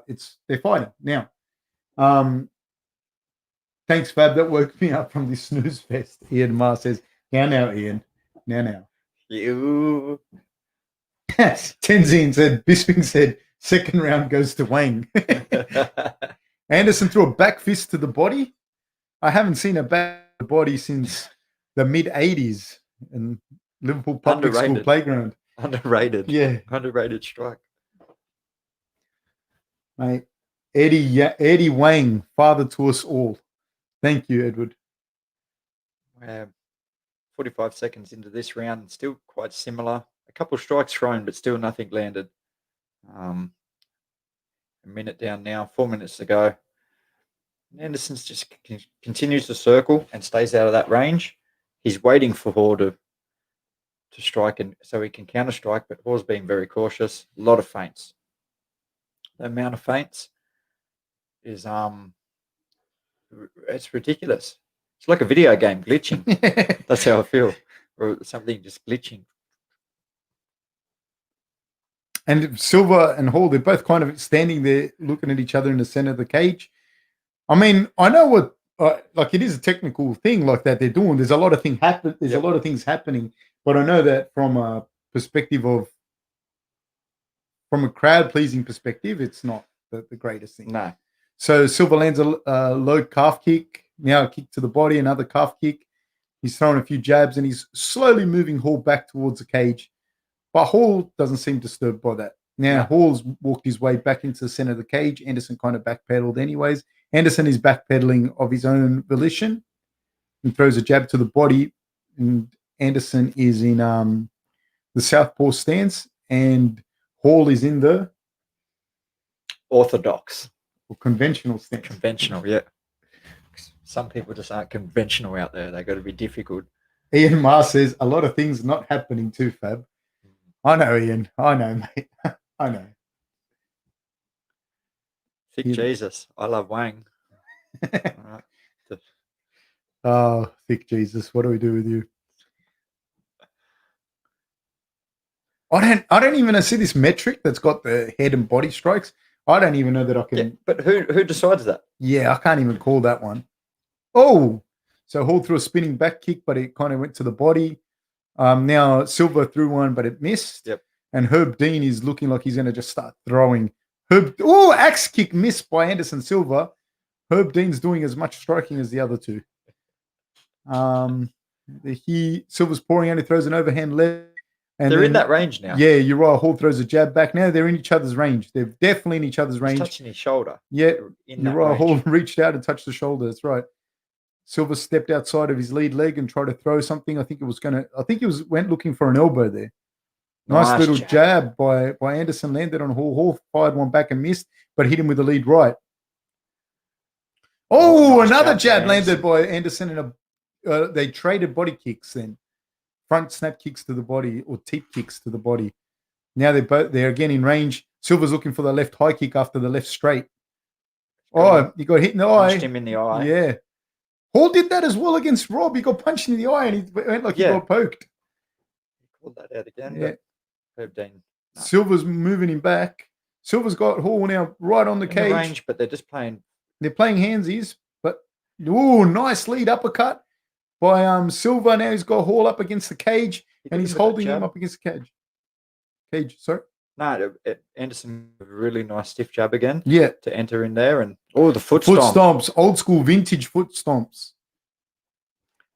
Another foot stomp from Anderson. He's just holding him up against there. He doesn't not much happening there. Bit of hand fighting for position. Nice little knee there from Anderson. He's controlling one arm and they've split back up. Now Hall's got Anderson up against the cage. Anderson's dangerous here. He likes to very, very dangerous there. Up against the cage and returns because he's a counter striker. But he's sort of moved back into the center of the cage, push Hall back up. A couple of wild swings from both fighters, but nothing sort of landing. Big right hand. They trade. And he's dropped Anderson. He's dropped his. No. How much longer? I can't see the time. No. There'd be around 30 seconds left. Oh, he stopped it. Herb Dean stopped it. Uriah Hall. No, is that the round? I can't. Yeah, that's the round. Where the fuck's the time? They don't have it up. That's the round. Wayne, we need you to donate money to the UFC because they didn't have the time up. That's the end of the round. Jesus, I couldn't see it. Hall dropped him there, and then he threw some hammer fist down while Anderson was grabbing his. And we didn't see the time. I thought there was around under 30 seconds left, but obviously it was under 10. So we'll just see the replay here. So in that, boom, he lands a little stiff left hand and then a right hand to the temple. The top, yep. Dropped him. And he was dazed, So he landed a big right hand to the temple. See that little left hand that got him first? Yep. Little left hand got him first and then a big right hand over the top. Boom. So he drops Anderson. And then Anderson's dazed. It's not really sure. His head hit the back of the back of his head hit the canvas a couple of times. Hall's landing some ground and pound, landing some hammer fists, and the round stopped. Anderson looks a little bit hurt here coming into the next one. And we're off. 4:55 of the fourth round. Worrying signs there. Anderson getting dropped. Yeah. But again, they're back to that sort of. Does that make it a 10-8 round? I mean, in boxing it would if we're using that. Yeah, but I don't use that. So a 10-9 still. I would have to say. So how you got this fight? How you scoring this fight? That's the only round that I could score like significant to one fighter, to Hall. Yeah. So he won that third round. The other two could have went Anderson's way, but they could have went Hall's way as well. Like, depends on who's scoring and how you're scoring it.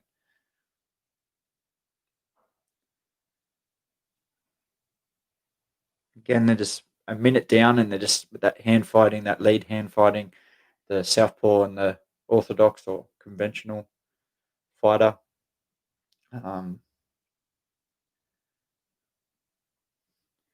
They're still here, but Hall's starting to move now, starting to bounce a little bit. Anderson's eyes closing up. Yeah. Throws. Oh, he's dropped again. Oh, shit, he's got dropped again. He's going for a leg lock of some description there, but he's in trouble, man. Yeah, he's eating. Oh, it's over. Herb Dean is protecting him. He's got a single leg on Herb Dean. Take him down. Yeah, I don't know. It does nothing for Hall. Whether he wins or loses, I feel. Well, it does a bit if he loses. Shows him down, but his win there. I don't know. No one. That doesn't bump you up the rankings. Done. Yeah. That's what I didn't want to see. Unfortunately, sorry guys, but I'm a little bit huge Anderson Silva fan, so that hurts. Yeah, I don't want to see that. Yeah, I don't like it, man. Miss coming in. He had one eye closed then the whole time he came in. Yeah, you could see it at the start of Yep. the round. It was already closing. That was sad, man. That was. I don't want to see that anymore. Nah. I don't like it. And I don't care if you love fighting. I understand. Do you know what I mean? Anderson obviously loves fighting, but the loved ones around you and the people around you, and that hurts. Like, I'm only a fan of his, and that hurts me. Like, I don't want to see that. Anderson, please hang it up. Be remembered for the great fights and the way you put people away before. I don't think there's any need. Big show of respect, which I think everyone has for Anderson. Everyone who's grown up watching him fight, but you like to see how people went out last week, like Habib. Do you know what I mean? At their peak and at their best. You don't like him seeing at 45. No, he loves fighting, but man, take up something else. Coaching. Yeah, I don't know, something, man. so you can still be around the game. But it makes you think, hey, like what? And I'm not talking about Anderson. He might have a great, fulfilling life and everything, but it makes you think, like, what other things in your, because he money wise he'd be fine. Like, of course, you think, like, what is the that abyss that you're trying to fill? Are they still just chasing that one spectacular performance? I think they're just like the relevance, man. Yeah, stay relevant. Man, like, people treat you a certain way when you're fighting. They treat you like, when you're in the spotlight, people treat you a certain way. When you're not in the spotlight, people treat you a different way, man. That's just how it is. The Anderson Silva, when he was at top, he would not be able to, like, enter anywhere in Brazil. Do you know what I mean? Like, anywhere. Like, they just loved him. Like, by now, do you know what I mean? It'd be a different story. He could walk around and be more free flowing, because the newer generation of MMA fighters don't understand how big of a name he was. Dude, I'll tell you something. When he fought Israel, Rob was meant to fight Gastelum, and he was going to fight and he fought Israel. But we were like, Rob had his own room, because he was the champ. But I remember just walking around in the hotel, and I just saw Anderson just like walking in the hallway by himself, and I was like, oh, shit, there's Anderson. And I was like, oh, I said hello, but like, this guy was like, at one stage, it would have been no fucking way he would have just been walking around the hallway by himself. You know what I mean? It was just, that was sad. That was sad to me, seeing him like it just in real life. Just, we only talked about it earlier, when it's very easy to have an entourage, which he would have had at the peak of his time, because he would have had. Well, he did. Yeah, Steven Seagal, everyone. Yeah, he had everyone around him. Yeah. Do you know what I mean? Usher. Remember Usher? Yeah, I do. Yeah. He had everyone around him. You know? But, yeah. Anyway, well done, Uriah Hall. I was afraid it would go that way. But, yeah, very unfortunate for Anderson Silva. Hopefully, please retire, Anderson Silva, and be remembered for your great career. Adam and Movie says, if you don't like it, why are you watching? It is Anderson Silva's choice. He lost in a fair fight versus Hall. It is what it is. Still, what it is, yeah. Yeah, but you still don't like watching him lose, man. Nah. Or even watching him like fight. That's, if it was a 35-year-old Anderson Silva who's on top, then no problem. But a 45-year-old Anderson Silva who's coming off the back of 4-1 in his 1-4 in his last 5 fights. Yeah, I don't think. Yeah. What if you're only allowed a maximum number of pro fights? I think the problem with that is, like, everyone has a different number, and some guys look good well into their late 30s. You know, some guys hit their peaks later than others. But I don't think that's the issue. I just think it's sad from what Eli and I was saying, is like, Anderson is not the same Anderson that he was back in the day, and there's that sense of nostalgia that affects, as opposed to what, you know, how old you are. You know what I mean? Some guys fight well into their late 30s, early 40s, but it's not the same guy anymore. So it's not. I guess it's that sense of nostalgia. GSP talks about losing all the time, like hours passing by, and he doesn't notice. He says it's aliens, but it's probably early CTE. Yeah, that's what's sad as well, man. Like, I don't know. I hope it's not CTE. Like, I'd rather it's fucking A.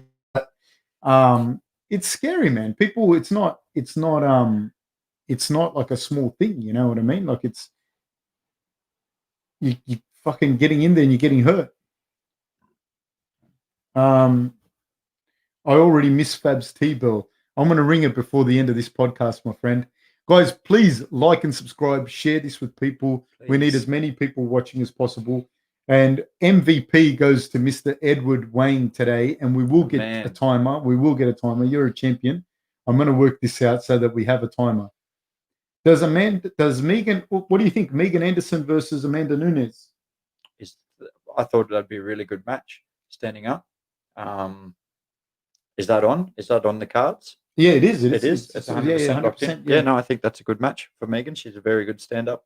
But Nunes is just at another level, isn't she? I don't think anyone's really tested her since she becoming the champ and being on her run. So that'll be an interesting fight. I think Megan Anderson stand-up can go well, but I think Nunes. I want Megan to win. She's from Australia. Nunes is fucking smart. Yeah, she's a smart fighter and strong, dude. Yeah. So like when I've seen her in real life and I've seen her hit the pads. I can't remember where it was, but I've seen her hit the pads and I just just walked away. I just didn't want to make eye contact in case she beat the shit out of me. Sammy Davis, this is the second time I'm watching your fight companion. It's very good. Sammy, thank you so much, my friend. Thank you very much thank you. And I want to thank everyone. Like we want to thank everyone for watching and supporting. And yeah, man, it makes it worthwhile. If you guys don't watch and support, we wouldn't do it. So I really, really appreciate it. It's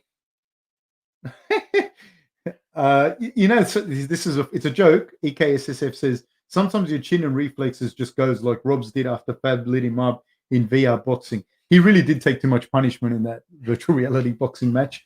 But one of the things I was going to say in relation to that, and it kind of touches on Anderson, a few other people, like there's fighters that I have a grinding, methodical style, right? Like Randy Couture or someone like that gets you up against a cage, grinds it, wrestles, takes you down. But then there's people that rely on their reflexes. And once that goes and you're 1 millimeter slower than you were before, it's completely different. You get knocked out, you start catching shots just a little bit more than what you were. You're not getting out of the way in the same way. Do you know what I'm saying? Yeah, I definitely understand. Roy Jones Jr., for example, I think is another one. Yeah. So yeah, I don't know. What's next for Uriah Hall? What is next for Uriah Hall? I don't know. I don't know. I wouldn't say anyone in the top 5, definitely not. But just another top 10 fighter hanging around. You know who would be good for him? Who? Phil Hawes. Yeah. The guy that beat Jacob. Yes, it would be. That would be good. Yeah. That would be an interesting fight. Like that was a big win for him. Yep. And Uriah Hall would be a big jump up. But Dana, again, I know you're listening.